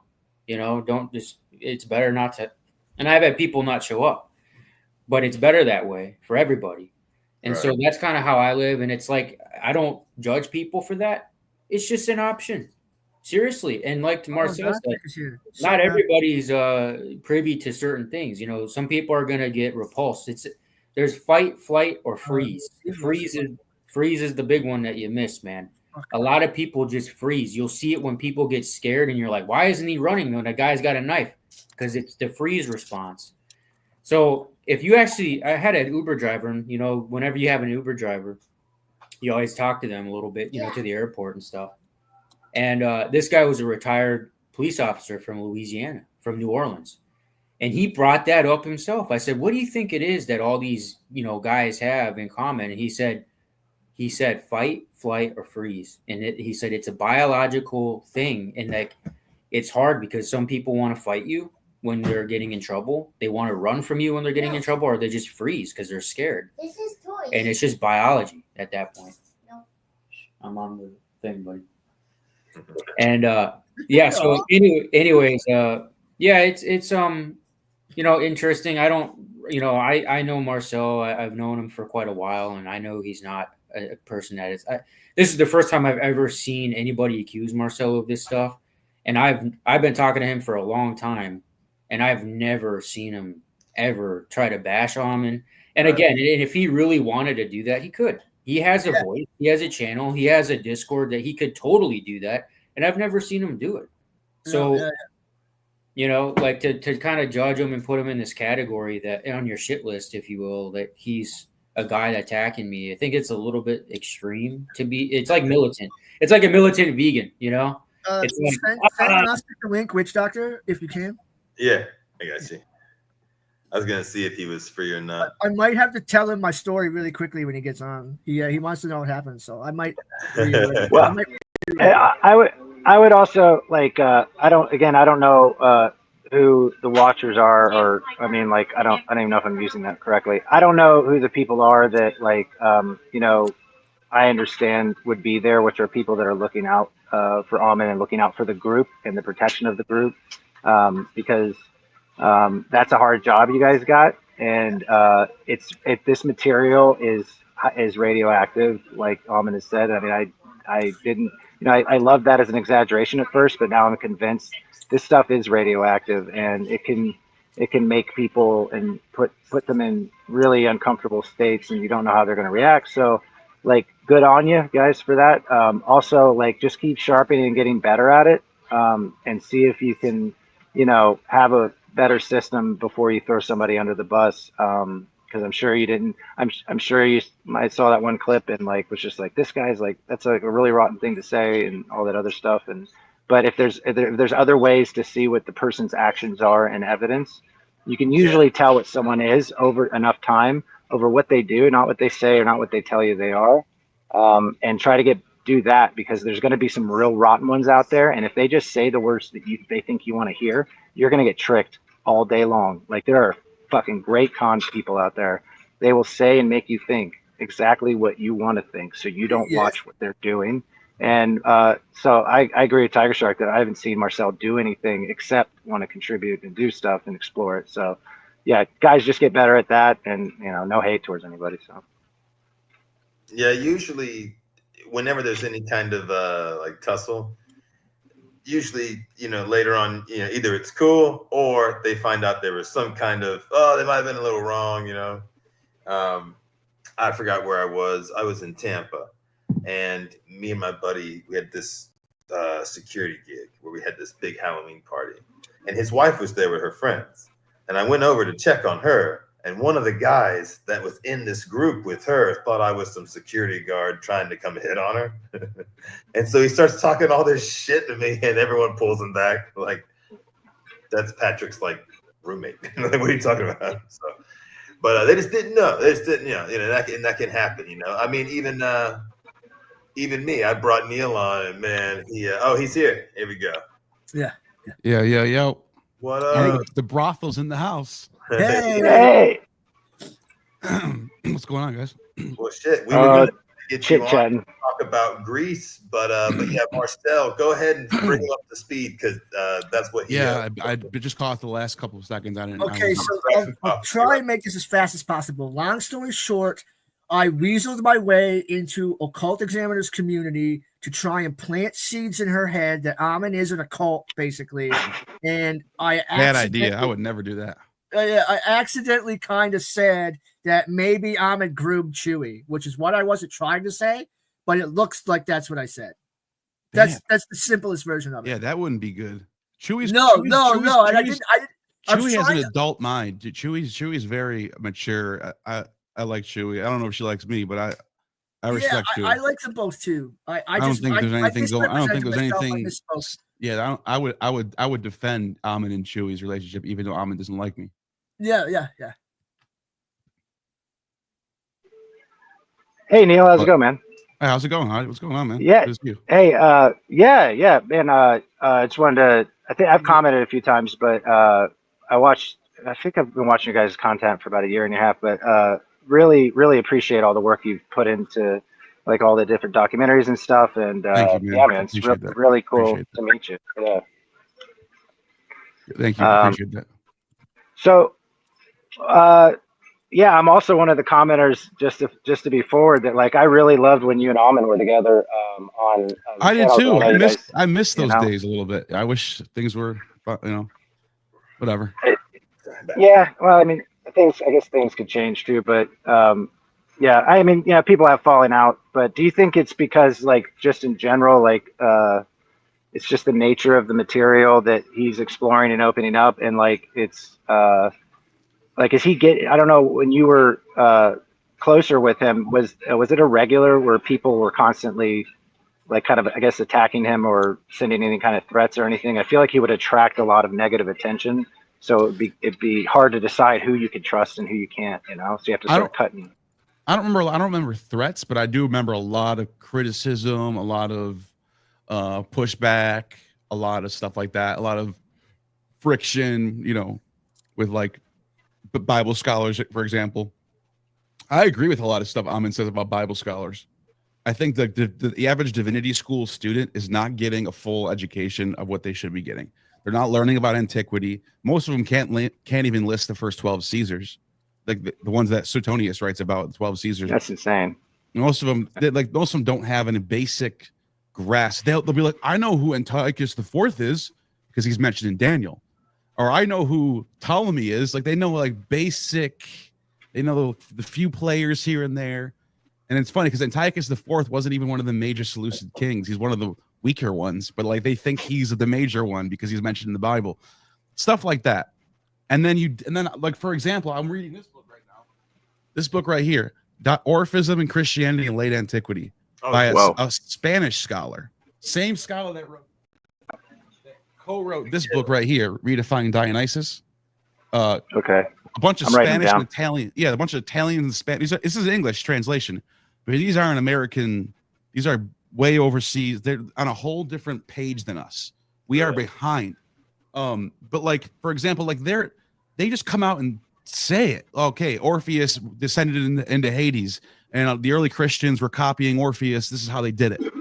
And over here, it's like that's like blasphemy in America. Really? Right. Yes. You know, America has the most Christians in the world per country. America's number one, more than Brazil with the Rio de Janeiro with the big Jesus statue, more than Italy, more than name every Christian country. The United States has millions more Christians than anywhere else, and our scholarship reflects that. Our scholarship is like it defends the old paradigms, and it's to even bring this stuff up. You feel friction. Like I know scholars like Dennis MacDonald, who wrote the Dionysian Gospel, and he's like laying out like amazing evidence for how John's Gospel is mirroring the Bacchae, and he just gets constant pushback, and it's always but I don't know any scholars that think that. It's always appeal to older scholars, appeal to and so like me and Amon bonded over that. We both saw it. We both saw that these divinity school students, these none of them know Greek. What's so funny about that is that's wild, man. Yeah, what's so funny? They learn Hebrew. If you go to any divinity school and they're teaching Hebrew, they're getting you all good at Hebrew, which is fine. I'm learning. I know a little bit of Hebrew too, but Hebrew. Do you know if we took all the Bible text, right? So all the pseudepigrapha, all of this, all the apocryphal stuff. You get this. There's 3 of these. There's 2 of these, and then you add up all the New Testament. The Septuagint that's the whole Old Testament in Greek. All the pseudepigrapha, all the epistles, all the wisdom literature. You end up with only 10% of all biblical literature is Hebrew Aramaic. The other 90% of all biblical literature is Greek, Coptic, Latin, Syriac. Mostly Greek, though. Greek is more than half of everything. So like 60% of it's Greek, and then it's just math. If you don't know Greek, you can't know enough. You can't learn about biblical literature. Neil, have you read the astronomy in the Old Testament and astrology in the Old Testament? There's no way any of that shit is Hebrew, bro. It's all the zodiac and all this shit. Oh yeah. Oh well, it's a Hellenistic era book for the most part. Well, it's Hellenistic, whether it's written in Hebrew or Greek, it's still inspired by the Greeks and Chaldean. Yeah, and me and Amon always agreed on that. But he thinks the Greek was written first and then the Hebrew is translated. I don't. What we both agree on though is that's all after the 3rd century BCE. Yes. It's all in that period. This is not a fringe theory anymore. No, this is becoming mainstream now. Yeah, AI tells you that. Yeah, and the only people that are holding on to no, it's 700 BC, like the Dan McClellans. The only people that are doing that are divinity school students because they're taught that's an axiom. Yes, the axioms are Jesus is historical, no matter what. He automatically lived in Nazareth. He automatically was crucified. Axioms cannot fight that. The other axiom is the Old Testament's very old. It's in fact it's Sumerian. It's influenced by Sumerian stories. That's how old it is. Right. Well, those are the axioms. They're trying to bring archaeology into the mix now, and there was one recent one where they're saying that they found in 8th century. So they're trying to say they're locating more things that are older that were in the Old Testament, written older. They haven't found anything. No, they found the silver tablet, but that's the only one. It was a part of Book of Job, and that's what 7th century, 8th. No, I doubt that. I've never heard of any piece of Job dated to the 7th century BC. A Hebrew. You're talking about a Hebrew scroll of Job, 7th century BC. I've never heard of that. And there's a recent. What is it called? What is it called? We can look it up. Yeah, because I have a hard feeling. I would know. I think I would know about that, but maybe I'm wrong. Hey, you would be you'd be the first person. All these scholars have never brought this to me before. You'd be the first person to show me. So it could be like new or something. But I guess what, the scholars what is it called? The silver. What is it called? Silver tablet. No, I'm not. Tablet. I'm not. It's called the. So it's KETEF. Himon scrolls. Now I don't know if. No, I know about that. That's not. That's not Job. That's not Job. I don't know if these are dated properly or not. They're called the Paleo Hebrew 600 BCE. Yeah, Hebrew alphabet. Right. It's not Job. Book of Numbers. Book of Numbers.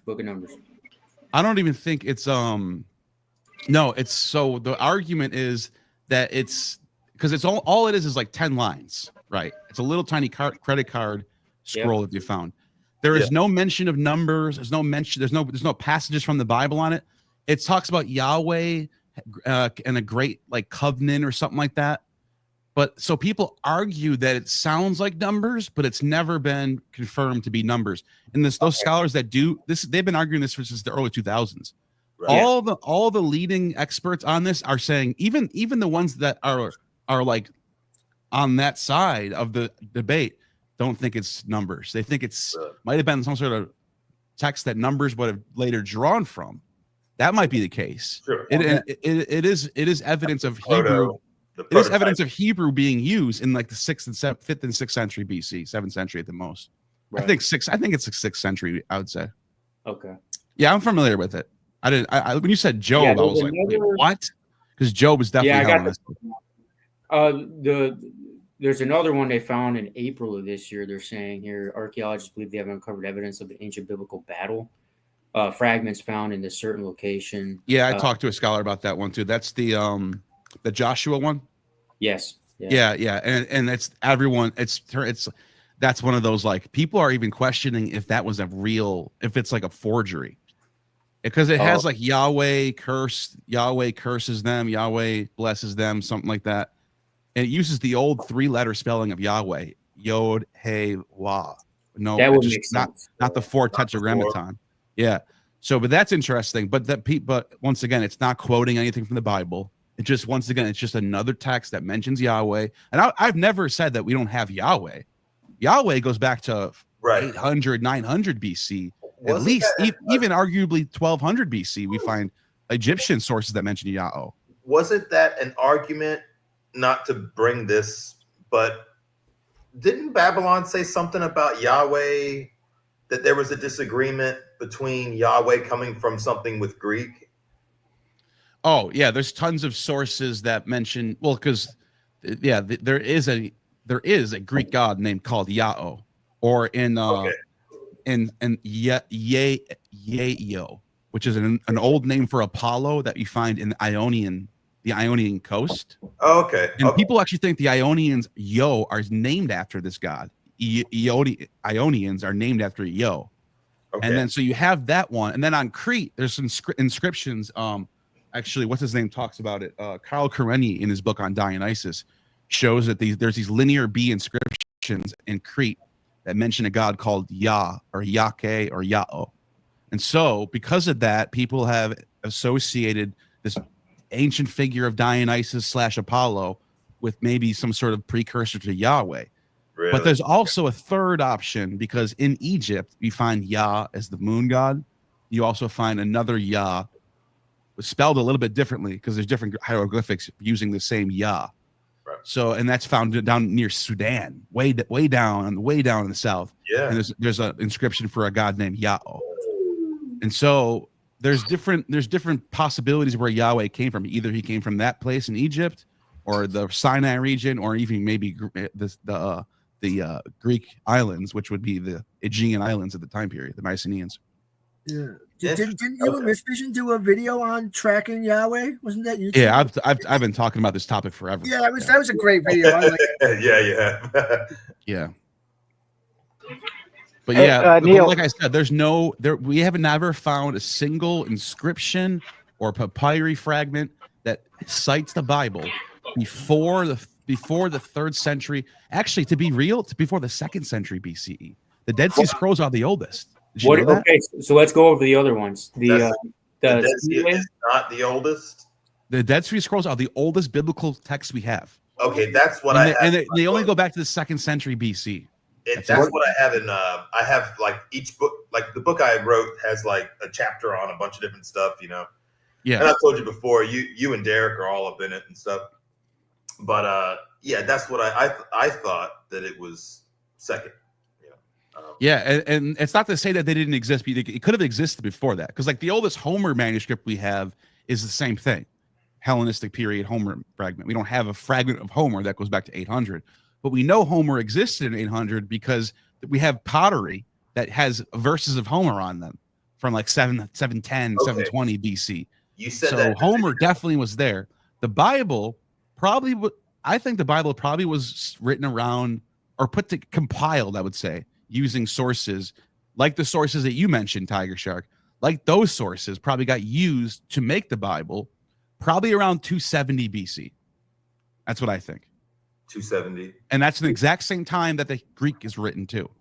So what I think you have Hebrew text, Hebrew sources, they compile it together and they immediately translate it into Greek immediately. Right, because why would they wait hundreds of years to even make the Septuagint? No, they wouldn't. That's exactly. And it's like I don't see why they would wait 200, 300, 400 years to write that when it was such a dominant language. So it kind of tells on itself with the Septuagint alone. It's like the Septuagint, you know, second, third-ish, whatever. It's like, well, I mean, this couldn't have been out 100 years before somebody started putting it into Greek, you know. And you can translate a lower vocabulary language into a higher language and make it way more technical. You can make it like if you gave me Aboriginal Filipinos or what is it, Aboriginal Australian language that only has probably 1,000 words in their vocabulary at the most, I can take anything in that language and translate it into ancient Greek, and it would look like the ancient Greek. I can make the original ancient Greek look more sophisticated than the Aboriginal. Because there's more sophisticated words. Yeah, exactly. It's just going to naturally look that way because of the way Greek is. Yeah.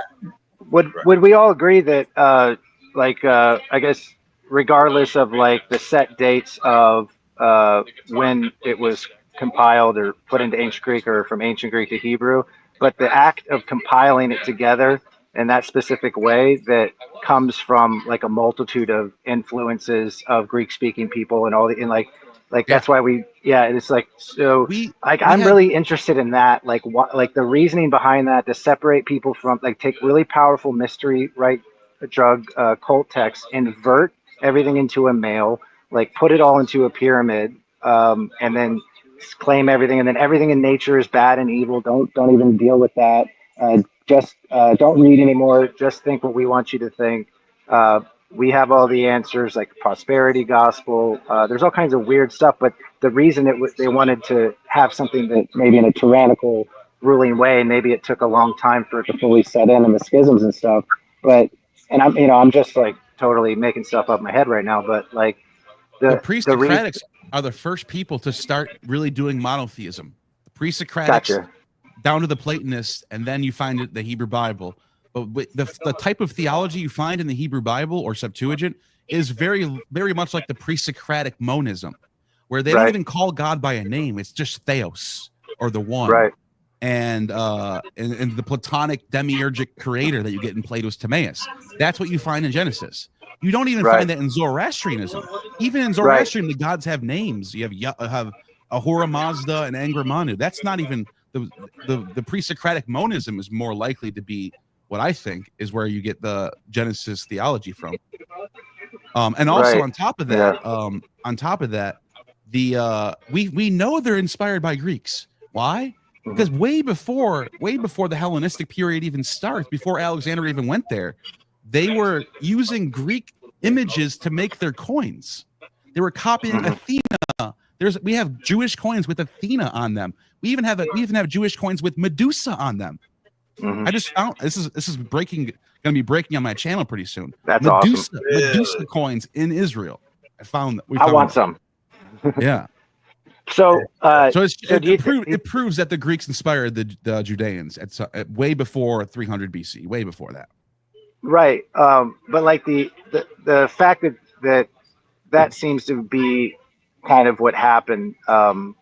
That like it's intentionally designed, I guess, to keep people more under control. I mean, you have all the philosophers saying, it's the opiate of the masses, it's a slave mindset and stuff like that. But and I definitely see those arguments, but specifically taking all of these mystery rites and like what me and Tiger Shark have been talking about with like the physiology of death and resurrection, whether you're doing it with psychedelics or you're doing it through some kind of like physical trauma or safe stress or like ice baths and stuff, that if you have a population that is not connecting and doing some kinds of rites of passage with this stuff, that they're going to be almost like calcified children in a way, if that makes any sense. So like that maybe they would, I don't know if this makes any sense, that like regardless of like what everyone wants to argue about all these timelines and stuff like that, but it's clear that we've had a huge part of our history and our ancestry wiped out, and then we're told a way to look at it that is disconnected from the things that our ancestors did to live life and to like experience things. Isn't it sad? It's incredible. And this is why Lucian called the Christians atheists. You guys are atheists. You don't even believe in our ancestral customs anymore. Why should I even talk? Like, he was very clear. Christians are atheists. They are skeptical of the gods. They don't care about the myths. All they care about is, think about this for a second. They believe this had to have happened. Jesus had to have came here. He had to have died on the cross, and you have to believe that, or else. That's a skeptic attitude, because you're not about believing in something to gain wisdom or because it represents something in nature. You're thinking that this is history, not mythology. It produces a skeptic mind. That's why the Protestant era was all through rationalism. They're going to the Bible and checking every word and going, does the Catholic Church right? Oh, I don't think they're right about this verse right here. That's rationalism. This is what Nietzsche was talking about. Nietzsche was like, we're way too rational in the West. That's why the religion's dead. We need Dionysus. We need the satyr. Yeah. So it's like the act of creating priestly text instead of mythological text and creating that hierarchy makes people believe that if I just know the right thing, memorize the right thing, or know the answer, that's knowledge. But then what I learned from you originally was the real, or the idea of, it was a long time ago, a gnosis being a transformational experience, that you have all these other ways of understanding and improving your life or navigating life, and we're cut off from them because like those practices that were like evolved and sharpened and went down bad rabbit holes and went up good hills and stuff have been taken away from us completely, and we think that knowledge is just like memorizing stuff and that's just the cult language. That's the ultimate cult, and it doesn't matter what sect of religion you were. And so when Terrence McKenna and others talk about, are we just going to revert back into cultism again that got us here over 2,000 years of cult?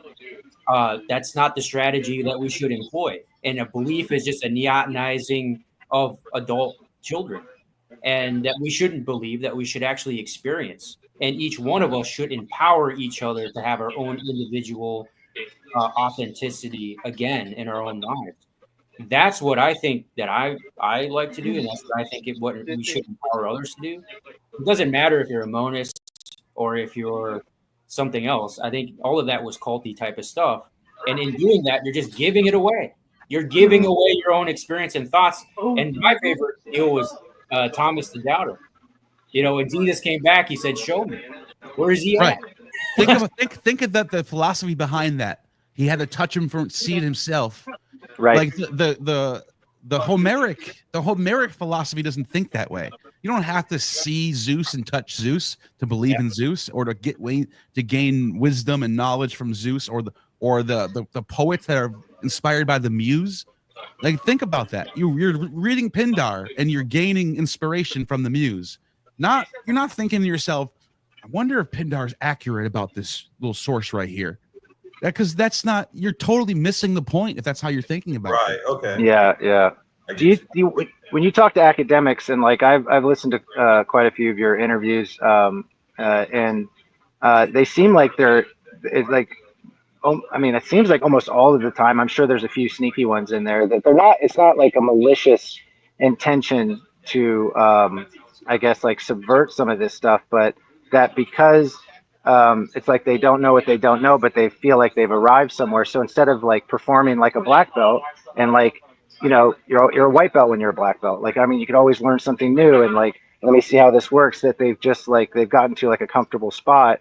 And so any of this stuff that shakes up all of that knowledge or status and stuff they gain, it's like unconsciously causing them to just be like, do mental gymnastics and be like, no, that's just all fake. Or there's no way anything was like that in the past. There's no way they were doing drugs back then. There's no way, you know what I mean? And like, you're up against that as opposed to someone who's like intentionally trying to like deceive you, which I know there probably are some of those people out there.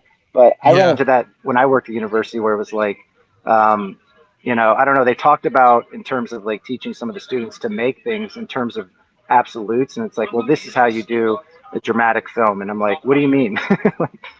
like, let's let them start exploring it and doing it. But it was, they were just living up there and never actually engaging with the stuff.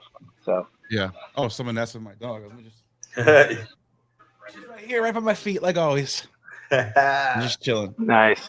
But yeah, like what you said though, I think it's a little bit of both. I think there are deceivers that take advantage of people in a lot of these churches, and I also think there's people that think that this is logistically the best form of religion that's going to guide a empire or something. Gotcha. I do think Christianity transforms in the 3rd century into an empire-ready religion.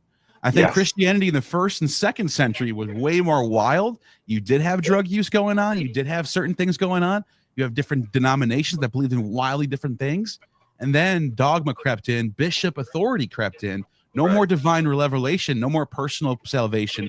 It's through the bishops, through the church. And that's the type of imperial cult that someone like Constantine's going to go, that'll work.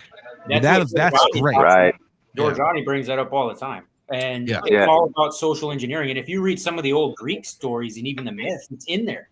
That same stuff that the Christians were doing literally was in some of the old Greek myth. And you're reading that and you're like, what? This is already here, huh? And they're doing it now again. So I don't know if they're just taking ideas, but I mean, we can even fast forward. I mean, look at Genghis Khan, right? The Mongols, they adopted Islam. Why? Yeah. Because they saw it was a great power control structure for their perfect example. Yeah. So but even in Peru, Julian, yeah. So kind of like in my brain, I'm like, oh yeah, so just after Julian. That's when it all got after Julian, they realized we can't. It's either going to be all of us or all of them, and we got to take it. We got to take it over now. Right. Because Constantine, to his credit, Constantine did try to allow the pagans to still be legal and still keep their temples. Constantine wasn't the one that shut everything down. He just lifted up Christianity to the level of the other religions. Once they were equal, then Theodosius comes along and pushes all the paganism down, keeps Christianity in place. It was Theodosius. He's the real enemy. 395, 370, 395 AD. That's when things went dark. That's the beginning of the Dark Ages. Yeah. And even the Middle Ages too, like science. I mean, Common always talks about medicine, but like even understanding autonomy in the body and doing amputations, the church outlawed it. They had to steal bodies off of the battlefield in order to do amputations just to learn anything medical. And then Galen would just do that by himself because he was allowed to. Yeah. Galen writes about like dissecting elephants and shit, dude. But that's the level. But that's the level. But as a result of that, because Christians were just too scared to do it because they thought it was demonic, necromancy they called it. As a result of that, Galen became the standard science book until 1600. Yeah, they were using Galen. So think about this for a second. Galen became this chapter. Yeah, Galen became the standard text around 200. Middle of 2nd century, 150 to 200 AD. He becomes a standard science book. But before Galen, you have Dioscorides, you have Asclepiades, you have what's his name? Hippocrates, and you have a bunch of every 50 years or so, a new big medical text would come out. That's how much they were updating. It was like today, you go to school and your textbook might be a few years old at most, but it's going to get updated really quick by new science. That's how the Romans were. That's how the Greeks were. They were constantly updating their shit. As soon as the Christians come along, they just keep Galen. They were like, Galen figured it out. Let's just follow Galen and Aristotle. Yeah, Galen and Aristotle were the two pillars of science, all the way up until the way past the Renaissance, all the way into the Enlightenment period. But even Galen talks about some of the stuff that he was looking at in the recipes, and he's like, somebody else wrote this. We don't know who it was. Like even then he was translating older Greek stuff into what he was doing. So like that goes way older than him. I mean, Amen talks about it. Other people talk about it. But yeah, for the power control, that same hierarchy and basically male domination in society in those cultures. That all comes from, I mean, even in the drug cults in Peru, right? So the snuff DMT that they're doing, it was a high caste of priests that said, hey, we're the only ones that can do this, and women can't do it, and children can't. So they're already forming these hierarchies and making these secondary classes. And that just came out the tail end of last year, where they found them snuff DMT sniffing bones in Peru at their temples. And so, like, this is something that you see all around the world. You know, whether it's a, advanced language or not. I mean, and here's one. I don't know if this is up your alley, Neil. I don't know if you defend the Greek as much as I think you're a little bit more open. But the Mayan Codex, man, that shit was artificial fucking intelligence and machine learning all in their own codex. And it took years and years for the FBI and our military to crack it. And when they cracked it, they said it's more accurate than any other calendar. Yeah, their calendar was off the charts, and that's how we think that's we wild. we think that these people were like savage, human sacrifice, and they did do that stuff. Let's not get it twisted. But they were brilliant. They were charting the stars. They were doing mathematics. They had their own system of math. They had the better calendars than we had. So like they're just like, we can't just look at how they built their pyramids and shit too. Blood too. Huh? They thought their ancestors were in their blood, so they would burn their blood and the smoke.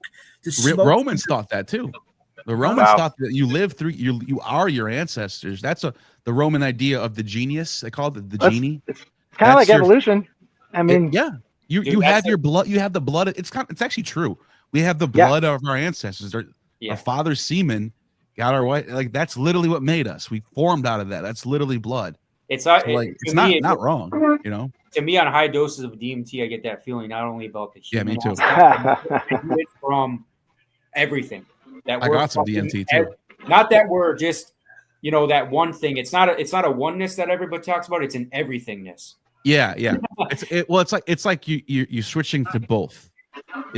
Once in a while you feel like there's a oneness on DMT, and then another time you do it, you feel like there's a separation. That's the team. It's very different every time. It's like team biology or team nature. That's how I feel. That oneness. It's like, hey, like you're not different than that fucking tree, and that tree's not different than you. You're just the eyes of this cosmos. You're just you're one of the viewers. You know what I mean? You're lucky enough to be one of the viewers. Back to the cult stuff. So I don't. I mean, where do you see? I mean, there's so much money nowadays, Neil, in the modern Christian realm. I mean, do you see any degrading of that over time? What is your opinion on that? I mean, that's why, like I said before, we live in the country. You can look this up. The top Christian populations by country. If anyone wants to look it up and share it, United States is number 1 on the list, and we're not even close to being the most populated country in the world. I think we're like 20th on the list of populated countries in the world. So that's a big it's a big skew. We have this huge population of Christianity, mostly evangelical, Baptist, a lot of Catholics, not a lot of Orthodox, that type of thing. A lot of Protestants, right? And it's a very capitalist, it's a very conservative, Republican style of Christianity, and for some reason there's money that goes there. It's a big market. Like you can make a career. You can make a career off just being a Christian. Absolutely. Did you see it's that? Designed. It's designed to suck the money up to the top. Yes, and then those people are influencing more people to become Christians. It's a big, well-oiled machine. Did you see that documentary by Phineas? No, what is it? It's all about the Catholic Church and how they basically embezzled a bunch of money over the years, and like literally the mob was involved. They have the most money in the world. I mean, look at the Vatican. Look how it's all marble and gold, and like it's insane. All those medieval schemes that they were doing for all those years led to that. You know that pine You know? cone that's outside the Catholic in Yeah, that's, you know that pagan. Do you know that they say that that's the third eye? That's the pineal gland. That was built before the church. That was a pagan. That's a pagan monument. And Right, I think it's Dionysian. I think so. Yes, it is. I'll look it up. Yeah. It is. I can almost guarantee it. The pine cone is Dionysian? I think so, yeah. Yeah, pine cone Vatican. But that's the pineal gland. It's a It's representation. definitely pre-Christian, though. I know that. It says right here. Yeah. According to the Vatican website, the Publius, it was sculpted by Publius Quinctius Savius 1800 years ago. So during that period, like 200 AD period, when they were still pagan. Right. That was a pagan sculptor that built it too. I have a question. It originally, listen to this. It originally stood near the Pantheon next to the Temple of Isis. That's crazy. Wow. That's crazy. That makes a lot of sense. My theory on the drugs is based off of He had a lot of personal that. experience. I think that they were doing some DMT, man.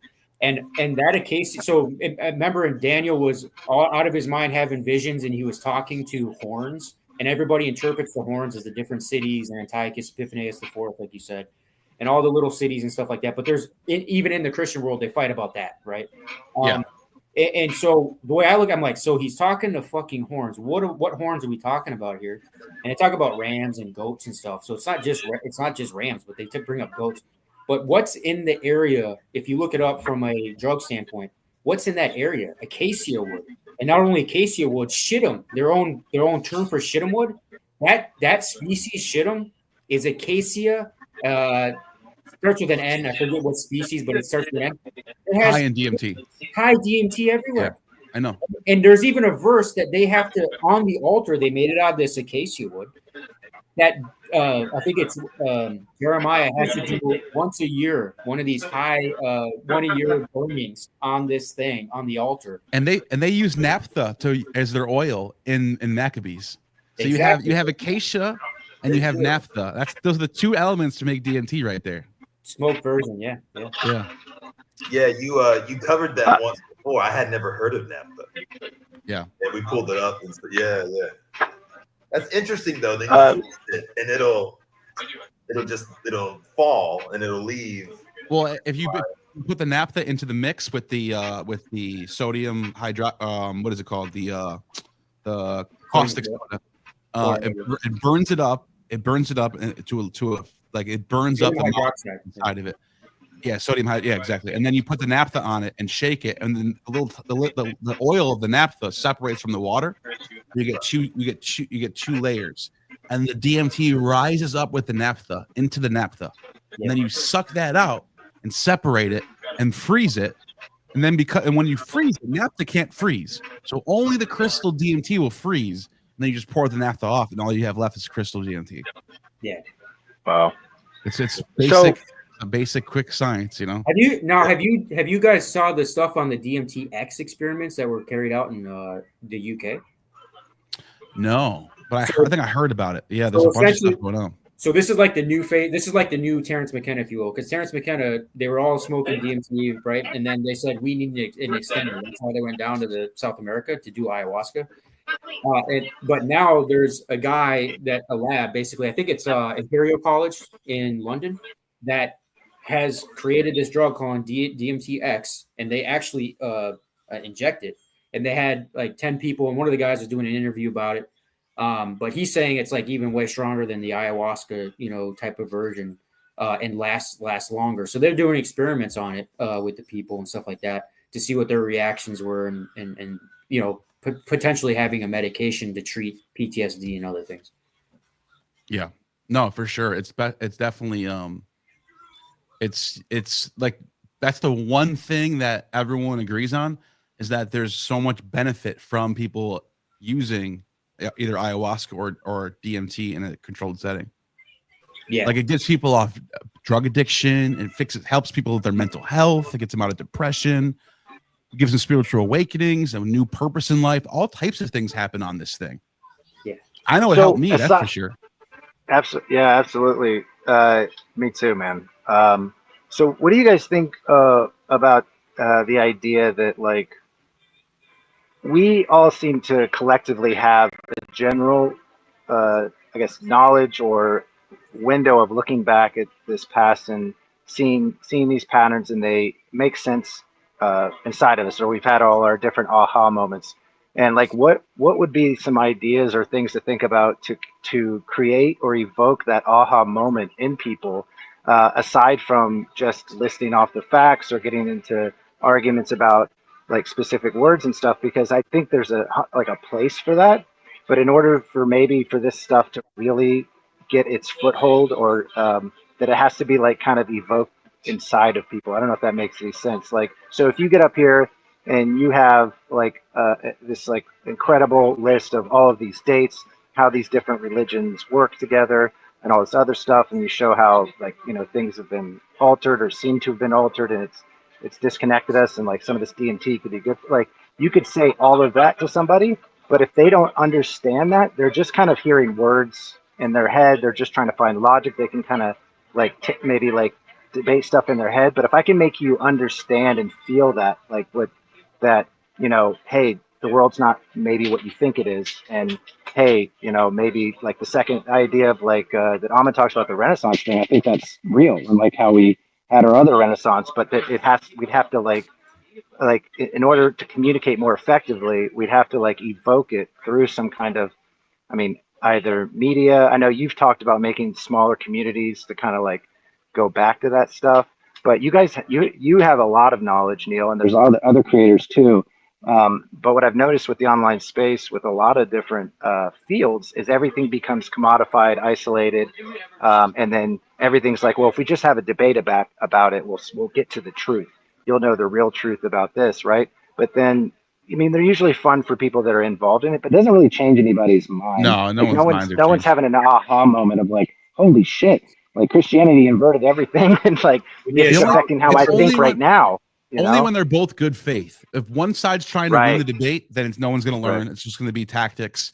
When you have two people that are in good faith and going, yeah, you got a point there, let's explore that, and then you explore people's, you be able to steel man each other's ideas, then that can work. The only problem is it never happens that way. Right. I always try to do that, and then it ends up backfiring. So like, yeah, the implication of a system is like the most, I think, effective thing. Like, if we're all on our heads in our own little black boxes, and then we communicate with each other, but we have our kind of own perception and experience, like, but I can show you how a gas engine works, and it's not going to be a debate or argument, right? You're going to see how the system works, and then I'll be able to predict in general what it's going to produce, like the outcome is. So I'm just like thinking, I'm just trying to think of ways that like, because I've seen you do some debates too, and you get debate tactics, and like you're usually operating in really good faith.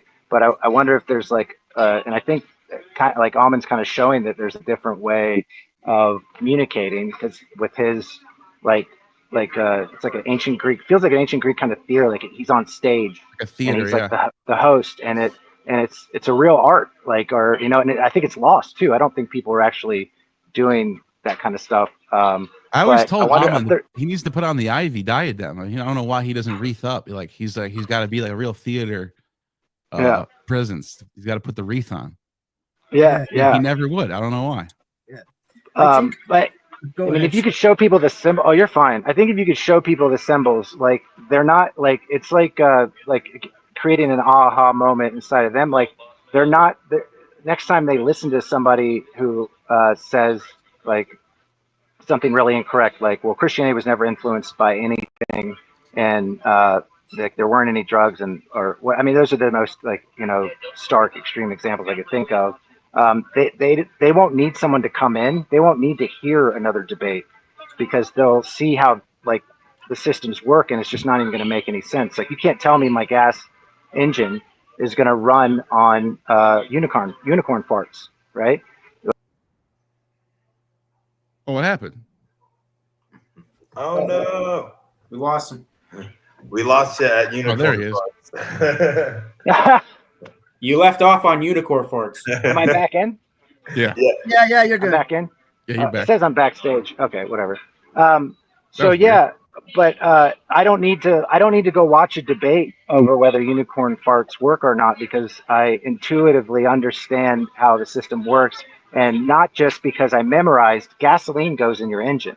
Like, if I know like the combustion and like the physics of things or whatever else, like I'm gonna, so like being able to communicate that knowledge to people, I think I just feel like that if there's, I don't know, there's probably not a lot of answers to this right now, makes but I think sense. if you could figure out a medium like that and keep exploring ways that you won't need to like worry about like wasting your time, like I guess trying to like convince people of stuff, Yeah. like you got to believe what I'm thinking or whatever else. Like, hey man, these drugs, like they're really cool. I know it's kind of scary, but they'd be good for you. But I'm like it's like you're trying to convince someone if they're not open to it or they don't have to go out to the place. But if they see it in nature, if you can All it see takes how is a 5 system minutes, works, Chase.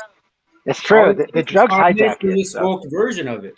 Yeah, That was but you could, if like how you could see nature work. It's like it's the same thing with how you people like either nature's wonderful and hippie and like it's everything's love, or and they say that in a commercial sense, or they say nature's brutal and it's all evil and like or it's dumb. It's like look at those two lions, they're fighting each other and it's all fake because they're not gonna one of them's not gonna kill the other one really, the other one's gonna walk away or whatever else, and nature's just shitty and they kill things whatever else. But when I see that, I'm like what an amazing like physics and system that also is like some of how we operate, that in order like the way that they survive is realizing in like an instinct level that we don't actually want to fully kill each other.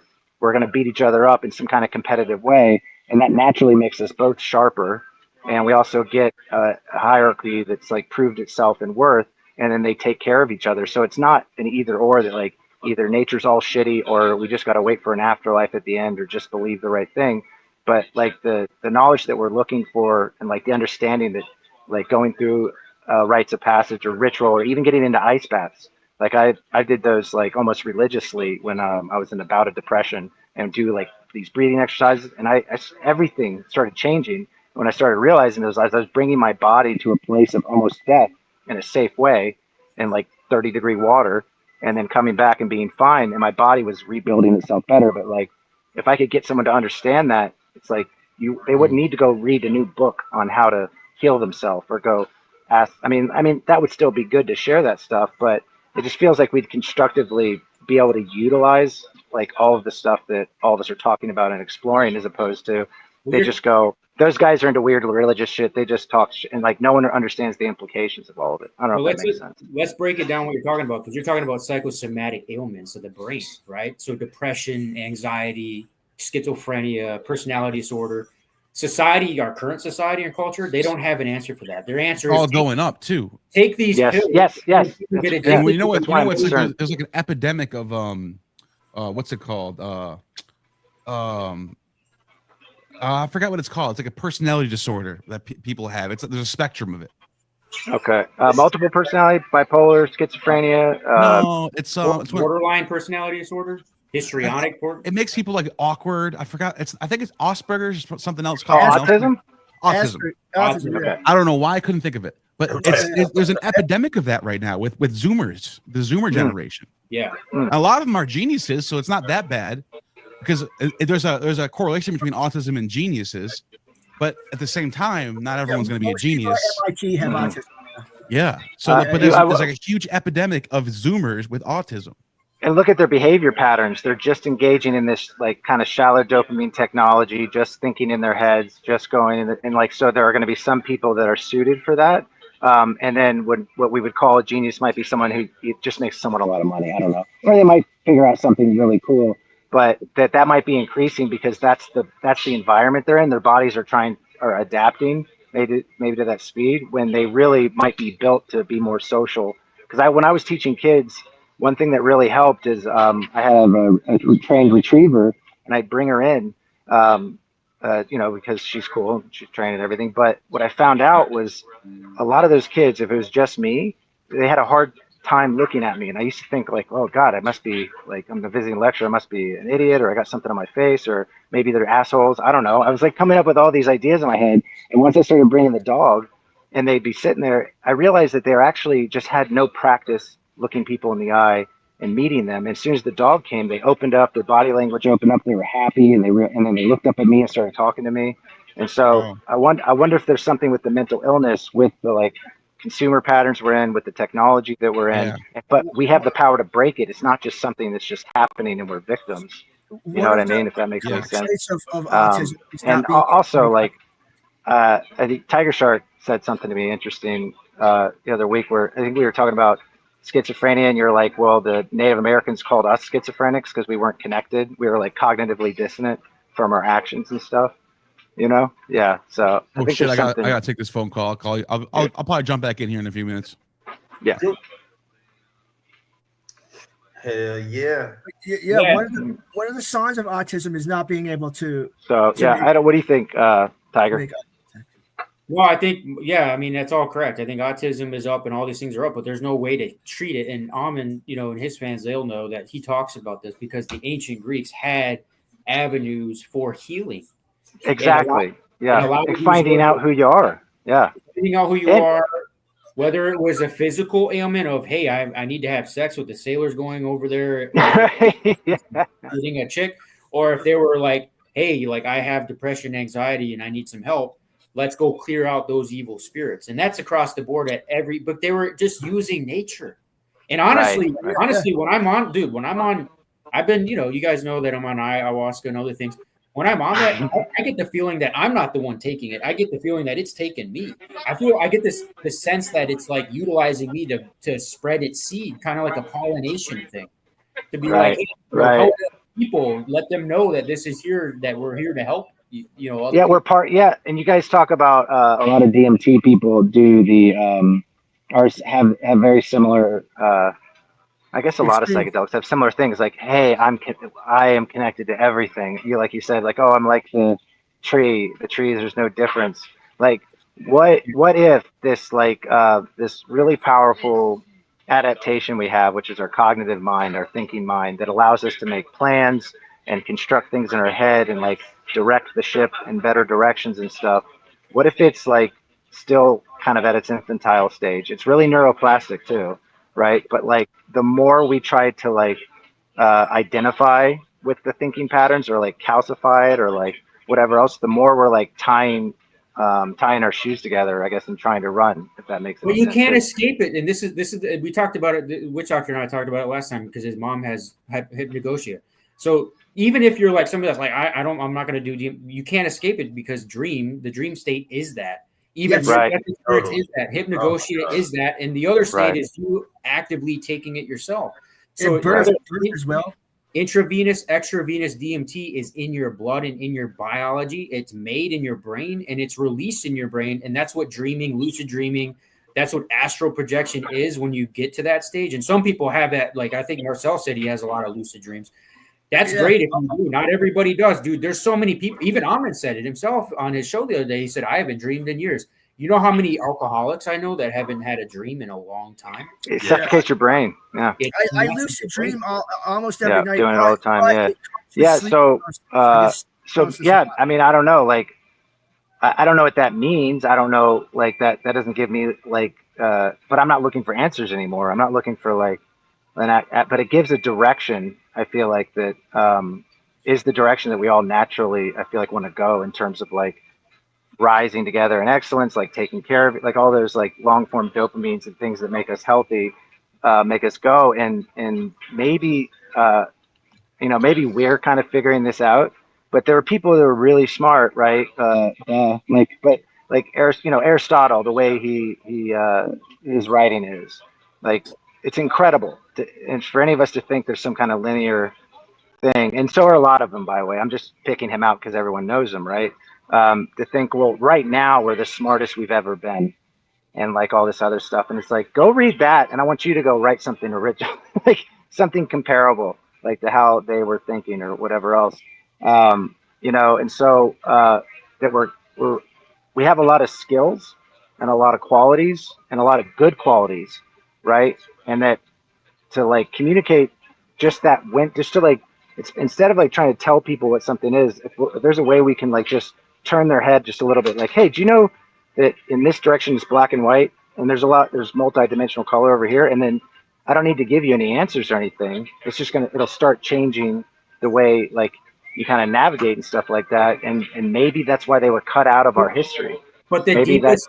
Here's the deepest and you disconnect from nature, and you're an original sin, right? You're born in sin. You're this, and don't do anything. purity is the best. That's the healthiest way. I mean, why And do you just- think it was a garden? it causes apocalypse or like destruction? Why do you think it was a garden? I mean, garden Right. is nature. They symbolize nature with a garden, a beautiful garden with a tree of life in it. Where does life come from? Fucking nature, dude. I Yeah, mean, from the garden. so it comes from Mother Earth. It comes from Gaia. It comes from nature. And Yeah. what they did is they propped up boundaries around it and said no. And that whole Genesis scene was the first recorded drug bust, in my opinion. There was a woman on the fucking drug, and they kicked the bitch out, and they said, if we give her this, she's gonna come like we are. That's why we're afraid of it. Get out. Yeah. That's what it was. Yeah, and this, I'm sorry, I'm like brainstorming with you right now, so I'm sorry if I'm like bouncing around. So that's the best. That I think is what is so awestruck or inspiring or energizes me about this stuff. It's not that I'm gaining, like I'm learning the answer, the absolute knowledge.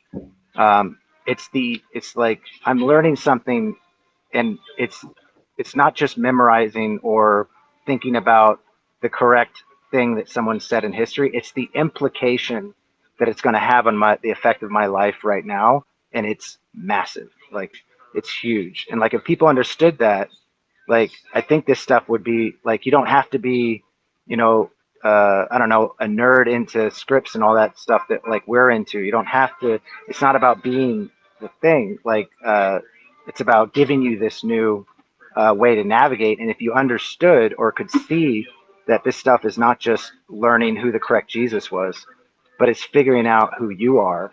Like I feel like this stuff would like change, like without. I don't know what direction to go, and I don't want to control it. But I'm just like it's having the urge to step side out of the anthill to begin with. The anthill, and a pro-humanist view is like all around us, right? I mean, it's all in Western philosophy. This idea of human first, transhumanism, futurism. Humans are going to other planets. Human this, human that. And when they do that, they leave out nature completely. But what happens on these psychedelic substances is a connection. It's a communication to nature. Telepathy was the first word to understand Be Cappy when they found it.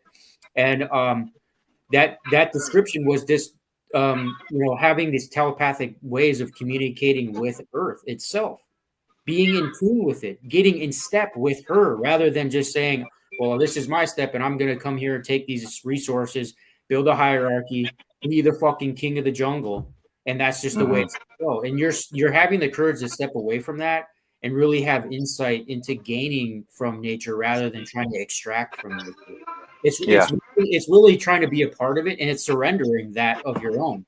That's the ego death that people mainly go through. And like, if you're early on as a psychonaut, people are terrified of it. Yeah, they're terrified of it. Oh, they're terrified of it, and they're terrified of knowing who they really are, because nature will show you that. The stuff that Amin talks about, Medea biting you with two heads. What do you think that is? These things bite, and they tell you shit straight up in your face. And sometimes they don't feel great. And sometimes you could be the most experienced psychonaut. And guess what? They still bite you years later, on high doses. And that's what that is. It's a killing of yourself, whether you feel it physically from paralysis or whether you feel it in your mind and your ego, and you're being reborn into something else that has a connection now outside of who you were before, which was just in the confines of culture. Culture blocks people from exploring other avenues of living and being in touch with nature.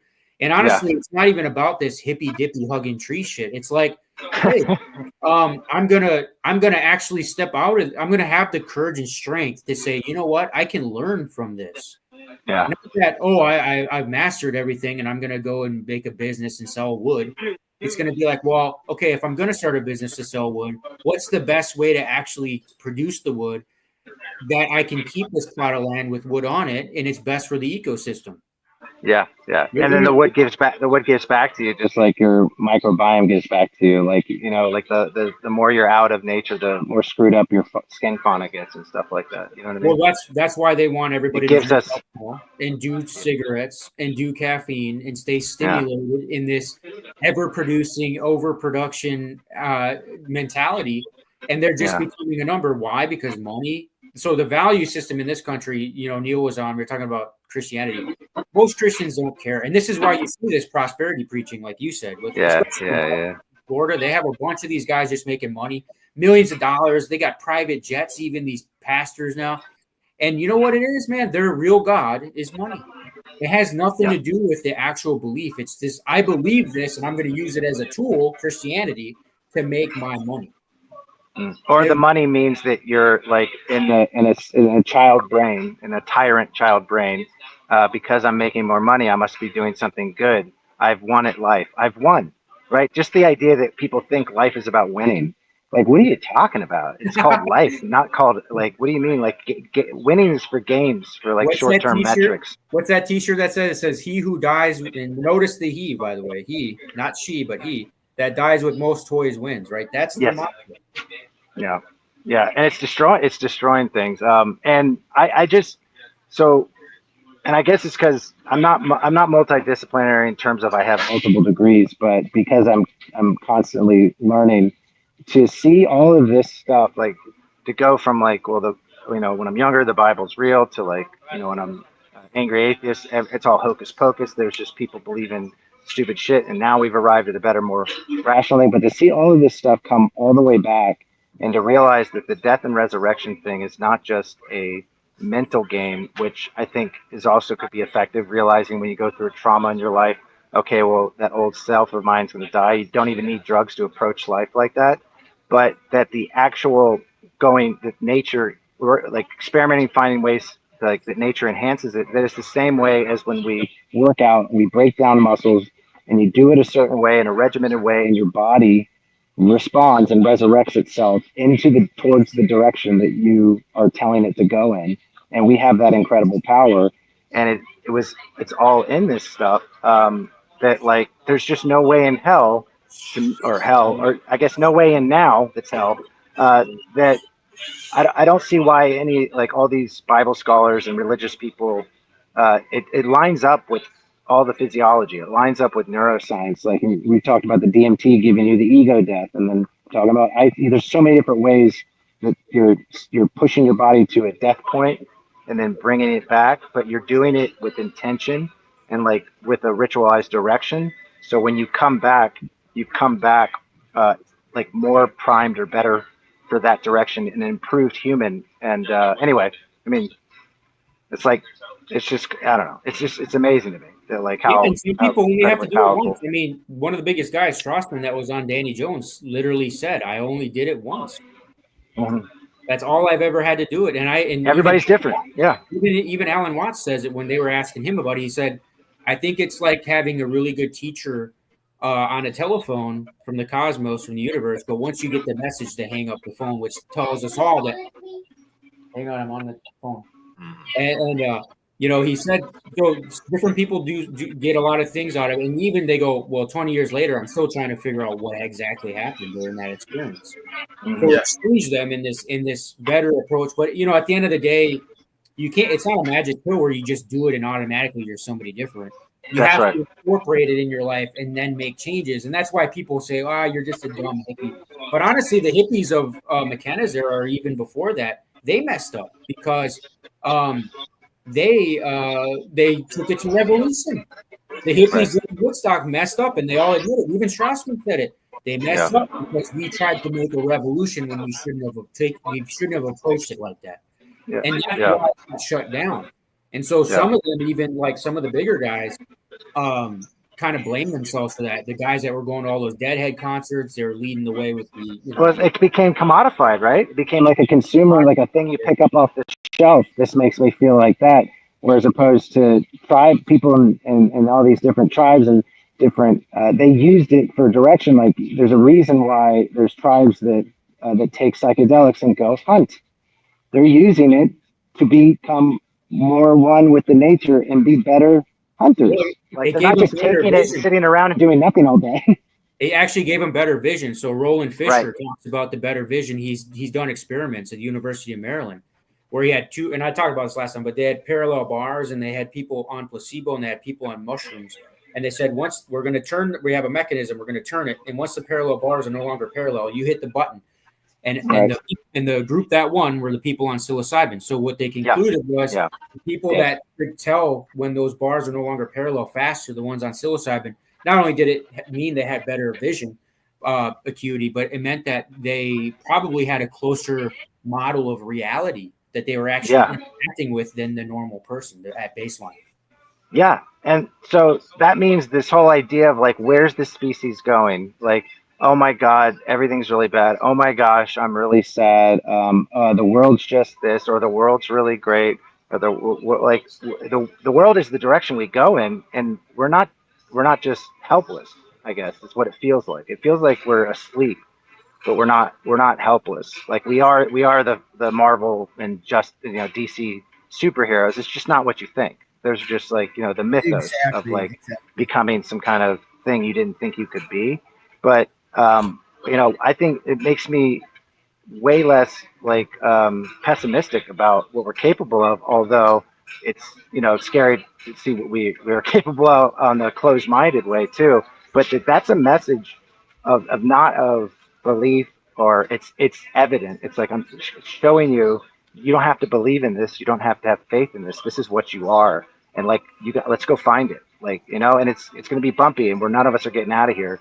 But holy shit, man! Like we can do incredible things. We can like probably survive climate change. This AI thing, I think, is we can probably survive that. But if we don't wake up, I don't know. It's really hard to tell. Really hard to tell. Like a woman. I think I use this a lot. It's just still incredible though. But like the woman who picks up a car for her kid because she loves her car, not because love is something transactional that I just get and I just deserve. Like she went out and showed you what love was, motherfucker. Her whole body fired with a kinetic chain and like wasn't even like a bodybuilder, and it had the power to lift that car. Like that. What the hell else are we capable of? Is all I'm saying.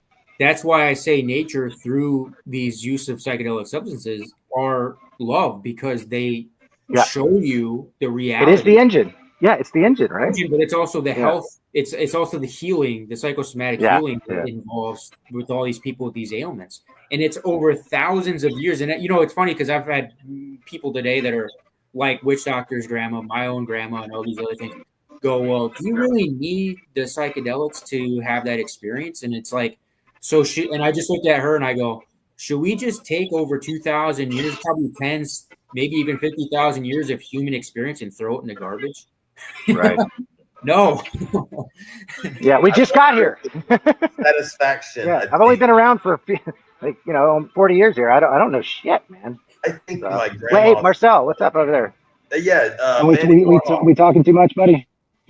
No, not at all. Not at all. I'm just dancing, man. Let's see if Mike check. He must be chatting. Check. Am I coming through? Check. Does Witch Doctor look frozen to you? You can't hear me? I can't. Am I coming through? No. Yeah, you're good, Mandy. I hear you. You hear me? Am I coming through? I can't hear myself in the speakers. I don't want to turn the knob. No, I hear you. You're good. Yeah, I feel like if I start turning knobs, Tiger Shark, you there? Screw something. Yeah, up. I got you. Okay. Is everyone else frozen to you? No. No, you're in. Oh man. If you want. Okay, well I can stop talking. I feel like I've been talking too much. Anybody else? Check. Am I boxing everybody out or? No, hello? no. You might need to leave the studio and come back though to fix your problem. Can you hear? Oh my goodness. Well, anyway. Okay, I see what's going on now. That's like, let me do this. I feel like I'm getting pranked right now. Okay, now we'll let him come back in. All right. So while we're waiting, to back out all the way and come back in, like leave the close. Yeah, back out all the way, bro. If you're watching it, or if you can hear us, back out, come back in, and then you'll probably work.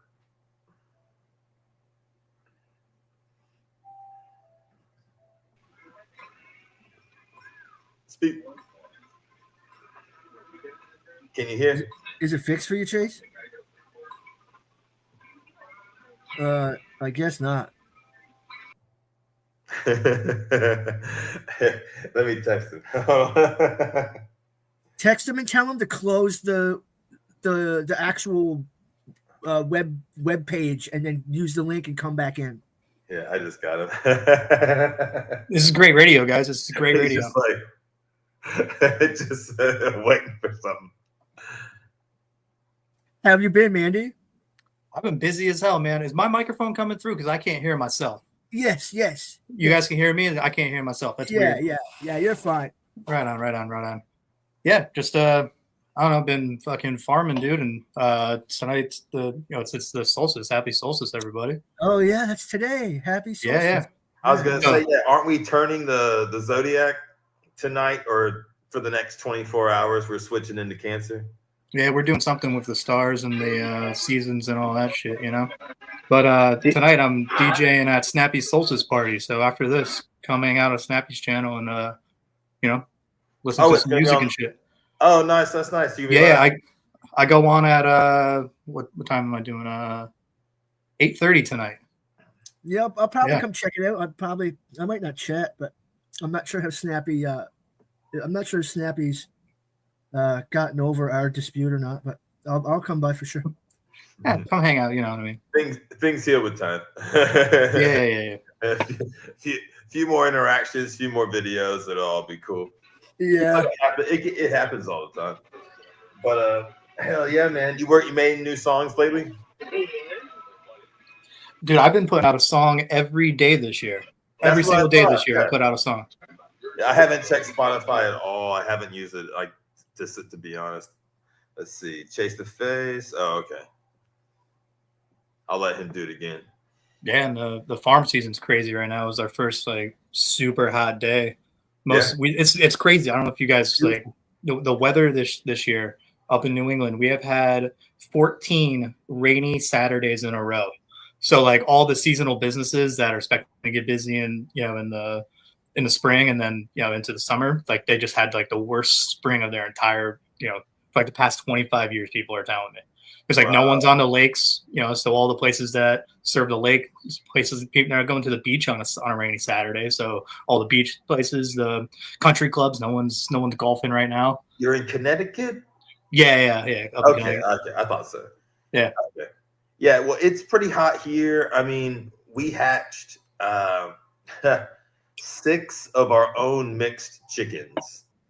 And the incubator is a 99.5 degrees, so now it's hot enough outside to where the duck eggs and the chicken eggs, we want to hatch some more, we just leave them and then they'll do their own thing. But it's pretty hot. It's going to get a little hotter. It gets about 115 here in the Fort Worth area of Texas. But we broke 100 today. It was 100 degrees today. Even up there. Yeah, it was 100 degrees today. We got for the next 3 days. Multiple crops or? I mostly grow flowers. Yeah. Oh, cool. Cool. Yeah. So we're transitioning out of the spring flowers into the summer flowers now, and then most of my business I do in the fall. Yeah. So yeah, and I keep up with. Dude, I mean, I'm on 15 acres, so yeah, it's a lot to keep up with, man. But I've got a good crew. I've got a good crew this year. All of my crew's been here for at least 3 years, so they all have experience. They know what they're doing. And I treat them good. They come in super early on hot days, and it's whenever you get, I don't want you, there's no reason to be dying of heat exhaustion. You know what I mean? They're just flowers, right? And you don't need to worry about it. That's awesome. I got offered 20 acres in Wisconsin, I think, a decade ago for cannabis farming, but I didn't trust my knowledge then, so I didn't take the offer. Yeah, man, people have offered, all sorts of cannabis money and all that shit, but a lot of that stuff fell through, A lot of those businesses early on were designed to be sold to other businesses, not really designed to be operational long-term or sustainable or anything like that. They were all just there's weird pyramid scheme shit going on. And it was designed to let the rich only access the licenses and shit. That's exactly it. For me to apply, there was people that were offering to put up the money because it was $500,000, and then another $500,000 once you get started. So you have to have $1 million, just in capital alone. Right. That's not mentioning your growing operation, your processing, your distribution, any of that stuff. Just $1 million, and you had to have $500,000 up front that you were willing to lose on not being accepted. Right? Yes. Put $500,000 down, you might not even be picked. Yeah, it's a goddamn gimmick. It should be every state where it's green, there should just be a 50-question test that you take to get licensed to sell to a dispensary.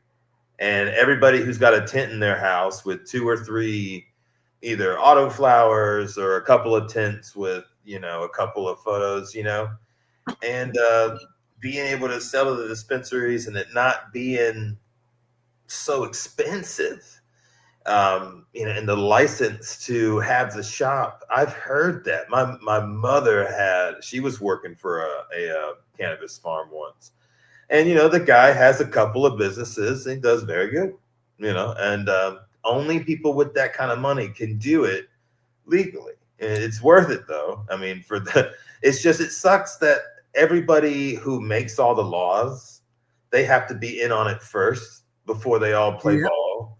And I really hate that, because I feel like in the South, you know, and I'm from Walterboro, and I just feel like, not that, I don't think cops are racist or anything, but in these southern states where the Bible Belt's kind of got it, you know, like from Texas, sort of, but more like Louisiana, all the way over to about Florida, then up to South Carolina, they're going to be the last states to implement anything like that. And I don't know if it's the old money being invested into the jail system and being able to scratch and sniff some dude's car, knowing that someone that drives that thing's dropped some shake on the floor, and to put bodies in jail, you know. And I'm not the kind of, I don't, you know, I work for Republicans, you know, but it still seems like what the hell else the reason why they're waiting? I don't understand that. You know, if you're in a job that you can't, okay, sure. You know, like Army guys, I get why maybe they don't want to do that. You're showing up for a jump and, you know, you just blazed your car out. That's probably not a good idea. You know, like you'll strangle the guy behind you with your static line. Or if you're a cop, you got a gun, you know. Like, those are the people that need it the most, man. And it would probably convince them, hey man, maybe put the gun down. Let's get out of here. That's what that'll do. You know what I mean? It's like, they're gonna share drugs with the enemy, and then, you know, the enemy and them are gonna start smoking, going, oh yeah, my uncle's a farmer, my cousin's a farmer. You're a farmer, I'm a farmer. I come from farm families too. And you just realize, like, it's farmers killing farmers for millionaires and billionaires. So the whole system breaks down once you start sharing weed.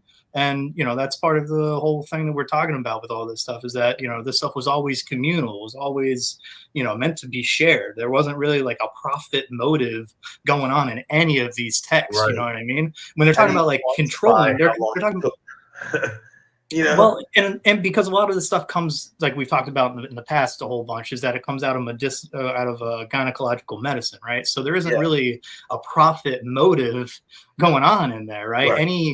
Anything that's like that comes across like that is a corruption of the original form. You know what I mean? So once we start trying to make profit off of cannabis, it makes no goddamn sense, right? Originally, it wasn't even human medicine; it was horse medicine, to control the cycles of their horses and stuff, so that, you know, they could control when the birthing times and all of that stuff was, or, you know, get rid of, you know, certain things that they didn't want at certain times and stuff. So, you know, cannabis was horse medicine. It was estrogenic. It was there to help their cycles. And then women figured out they can eat the seeds and fumigate, and, you know, it has all these other benefits. Like, a lot of people say, oh no, it was originally cultivated for rope. Like, no, it was horse medicine. The rope is a byproduct. The rope, like, once you start anything you take out of the wild and you start cultivating it, your selection process has like a rippling effect down the line of the genetics, right? So, because if you think about what the actual pressure does to it, so if you're trying to grow for abundance to get bigger and bigger, or whatever it is, or you can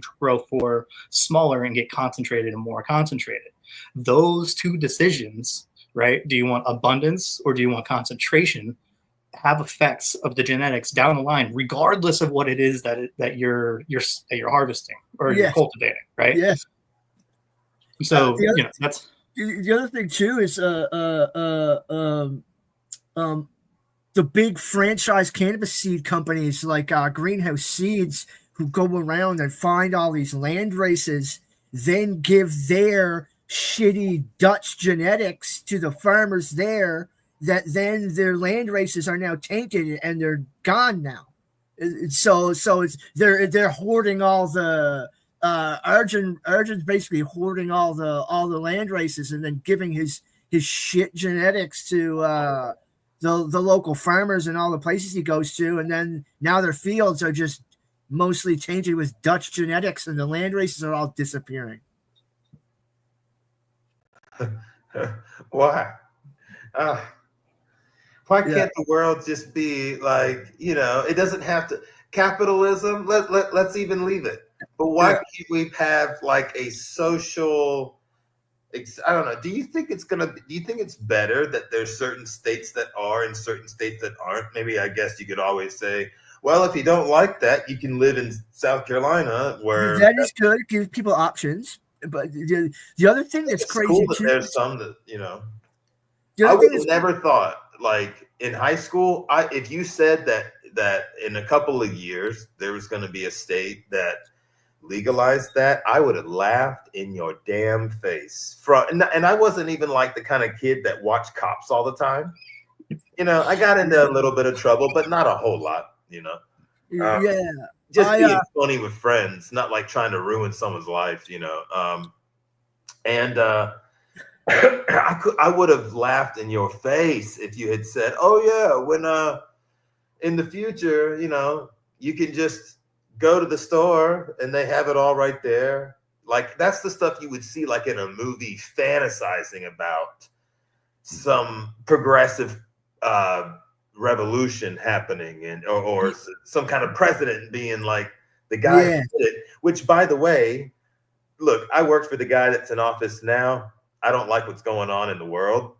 And I'll say this, the last administration didn't seem like there was as much chaos in the news, but there was things that people didn't love too. What the fuck is up with, why hasn't a president just federally done this yet? I don't understand why they just make it federally legal. Well, I think the like what you guys like are talking about with the drugs and stuff, like it's hard because, you know, it's like, oh well, you know, like you said, like if you don't like this, go to the state that doesn't do it, and all that other stuff. I feel like eventually that starts to become something that's not a liberty-based nation, because freedom isn't doing whatever the fuck you want whenever you want to. That's a spoiled child. You know, that's like a tyrant, right? And calling that freedom. No, you know what? We need, for freedom, I need to have no rules whatsoever. And then I can be free. And it's like, no, the Athenians made the competitive market, or what you want to call it, they made a middle class. They made adaptable rules and regulations so they could elevate and see and make their population sharpen themselves and like become the best version of themselves, but they have to have the liberty to do it. And then you don't have to worry about as much, like, you know, following a bad ruler as much, because you're not going to have rulers that are just there because they have money or just because they are of lineage or something. So it's almost like it's liberty-based nations seem to maximize what human beings are in a general direction of like merit and excellence, but everything's being flipped upside down, where freedom means free market, no rules whatsoever. That sounds like a king's argument to me. Or freedom is, well, you know, we just don't believe that you should have access to this pot here. But if, like, from what we understand about what pot does and other stuff does, that's your own personal divinity, dude. It doesn't, you know what I mean? Like, you don't have to do it and whatever else, but to be thrown in jail for it, or to say that that's illegal, I think that's like infringing on your liberty. That's just me, though. I know, I hate it. It's just for that. All the other, like, something you have to like go Breaking Bad and do, you know. Well, even that's not even fair. But I'll just say, like, stuff that isn't like, you know, negative on people over time, you know, those things, I'm cool with that being like no go. But then, you know, you have this other department of stuff, and it's like, oh yeah, well, the old people that work and make the laws, they're not going to give a shit enough to look at this that much. So everyone's got to push the hell out of it for a really long time. I'm surprised that it's so many, and it's probably going to keep on going too, though. That's probably what they're waiting on, is just for every state to do it, and then they'll change they gotta rewrite all this stuff, you know. And so changing things. I got a question for you, Witch Doctor. Like, because I don't follow. I'm watching large patterns, I guess, in our news, but I'm not I just can't fill my head. Like, you see how wild I am about, and like anything I get into, like, I don't want all of that stuff in my head because it's like so weird and every day nonstop. But the stuff with the CDC caught my attention, only because I understand, or it seems to be what, like, there's the tech people seem to be merging with like a type of monism, and the AI is going to basically become the technology monism or communication. So there's a lot of, it's driven by fear. They're going to tell you can predict everything you can do and all this other stuff, and it is powerful, so I'm not underestimating it. But at the same time, they're they're saying, well, the public schools aren't working, and their response is to destroy them, not to make them better, but to fucking destroy them. And they're doing the same thing with the CDC. And I know that there are issues with doctors, and I know that there's a bad profit thing with vaccines and stuff like that. But am I the only one that kind of feels like, I don't know about any of y'all in here, that like this is the playbook that like created the Dark Ages? Because if you use the argument of, well, the doctors are wrong and stuff like that, so we're getting rid of the CDC and we're shutting down the research in that, that's literally shutting down the drugs of the society, right? So I know people are going to do them anyway, and I know, again, but it's like, engineer something that like combats the profit model system. But if you shut it down and the people are more resource deprived and they're less educated, and they're afraid of this like God AI thing, that sounds like the fucking Dark Ages to me. So I don't know if you guys feel the same way about that, but the CDC thing bothered me because, yeah, you don't want to take a certain vaccine, but what about people that need vaccines for measles and stuff? And what about all this other stuff? What's going to happen to? Yeah, it's going to cause chaos. Yeah. We definitely want to not ignore. So it just, I don't want to sound like I know what's going on, but it seems like it's a part of a plan. Like, it's all part of a plan, but it's all being sold to us in these individual bite-sized ways of like, it's going to be more free, and like it's those evil liberals or it's those evil people, but like the ones that are in there now, they're not, they're tyrants to me. Like, it's not, and I'm not even like, Trump's going to be dead soon. Like these, like Peter Thiel and all them. But anyway, I don't want to like, I'm not talking about joining a party or you should think a certain way. I'm talking about the pattern that something is doing that we could all agree on it, like might be happening. Like, that's how a bird flies. You know what I'm saying? With the dismembering the CDC. Yeah, well, like, just that it doesn't feel like a Dark Ages to you? Like, this is the framework that they're setting it up on purpose so they can. I think there are a lot of things that are just key terms. It's just a list of stuff.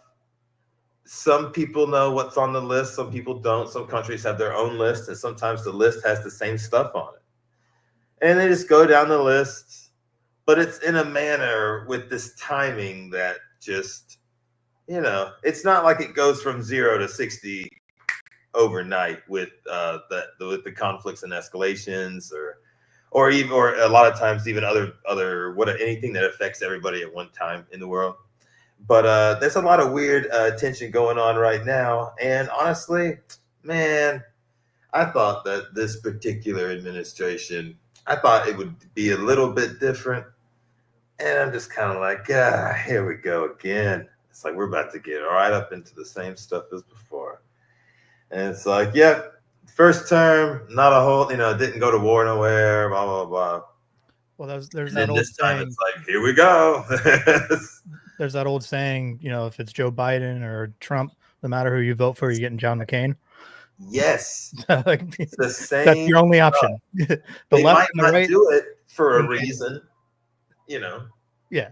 And they'll give you the illusion that, Biden and Donald Trump are left and right. It's like, no, like on the actual political spectrum, on the actual political spectrum, Bernie Sanders is a centrist, right? Like, he's not even a leftist yet. Like, it become a leftist when you become explicitly anti-capitalist. Like, I'm an anarchist. I'm so far left that it's absurd. Right. Almost next to nothing in common with Bernie Sanders, but so he's positioned as being this like radical leftist. It's like, well, I'm like, it doesn't even it's start. Just because of the offices he sat in, that's all. He sat in some Democratic seats before, and so and he even said there's that, still right wingers. There's He's still like, I'm rednecks. actually independent, but you know. Yeah. But I ran like, as a Democrat. yeah, but that's where the centrism, like that's like the definition of centrism on a global level.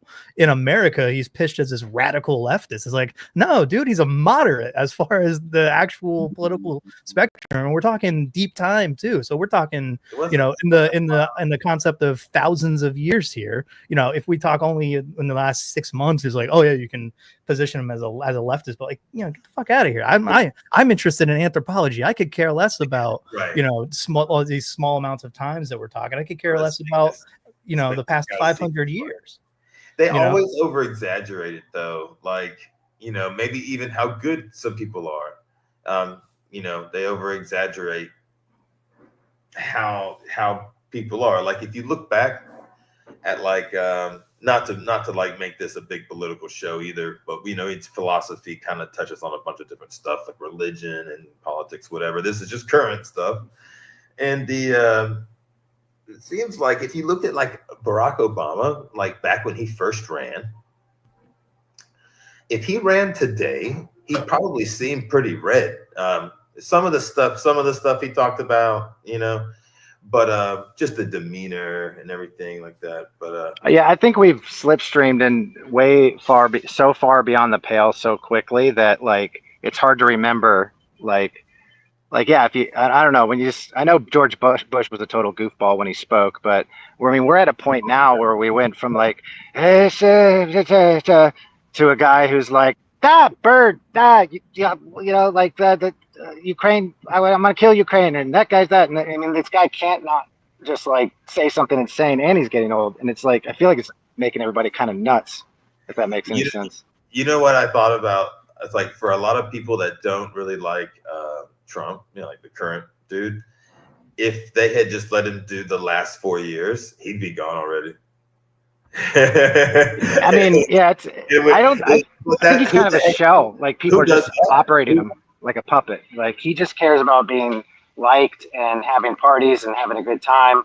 And then you've got like, you know, they wouldn't let him do whatever he wanted the first time, and then he found these really zealous people. Like he's not religious or anything, you know, but those people that are like, yes, sir, we'll do whatever you say, sir, not question, sir. They're in there in the background, you know, making moves. And then the tech people rode him like a Trojan horse right into there. They went from like being like, oh, we're Democrat and all this other stuff to like, yeah, I guess Trump's kind of right. Can you let me into the Social Security office? I just want to, oops, my AI dropped into all your data and I got everything now and all the defense contracts. Okay, see you later, you know? So, I don't know. Oh, hell yeah, man. Let's see, shit, we're at almost 3 hours. That's probably why I'm rambling. We've been going too long, and now we're talking about bullshit. So sorry about that. Right. Well, we might just wrap it up. It's not it's not too. Witch doctor. I just want to say, where do I have it? Oh, it's over here. The Towel of Minerva, book 2, hardcovers are available on our website. Yeah, we just had a party for the release of book 2 in volume 2, book 2, and volume 3 is coming out here in a couple of months. If you're interested in contributing any art or nonsense to the book, we're always taking contributions, so you can email my brother. The deadline for that is the 26th of this month. Otherwise, you're going to be in volume 4, and the deadline for volume 4 is 9/11, because 9/11 was an inside joke. Yeah, I'll see if I can get something written up real quick in the next couple of days. Yeah, man, write something together, dude. Go for it. I mean, I'm just always trying to... Mandy, nice to meet you. I hope one day I could like get on a stream and get to know you and talk to you more. I've watched a couple of your interviews, but I know you jumped on late. But anyway, cool to meet you, dude. Yeah. Hell yeah. Also, there's been updates on the question for, you know, how many penises does Cerberus have. The trident answer has actually been increasing in popularity, and that's because of the existence of Hecate's trident. I don't know. Have you know about Hecate's trident? Have you ever seen this symbol? Well, the gym I go to is called Trident Fitness. Yeah. And I told it to the owner, just described Hecate's trident. Well, yeah. So there's actually like a symbol, like a magical symbol that is Hecate's trident. So the answer, the trident answer is actually pretty. There's precedent for that, even though the is that like what I was saying? The one shaft with 3 heads. That would be a trident. Yeah. That's hilarious. Yeah. And there's the existence of Hecate's trident as like a actual magical sigil and everything. So that's fun. Like a lot of people gravitate towards that answer instinctively. They're like, why does it have to be? Why can't we have both? And it's like, well, you can. And the actual answer canonically within our book is Cerberus doesn't have any penises because Cerberus is Hecate. So Cerberus is actually a female dog. Most of the underworld monsters are indeed female. So yeah, so I really like that answer, the female dog thing. I really like that. Yeah. I wasn't even thinking about that. Yeah. So, well, that's part of the thing that you get when you read the book and you start to actually go, oh, there's more going on in this book than just absurdity and satire. Like there's actual historical knowledge and actual like esoteric like meanings to the text that we're drawing from and illuminating them by telling you what it meant about Cerberus and the underworld and all that. You know what I mean? You got to know the catabasis to actually like get anything out of these books, and to do the catabasis, to go to the underworld and to come back up, you got to get past Cerberus.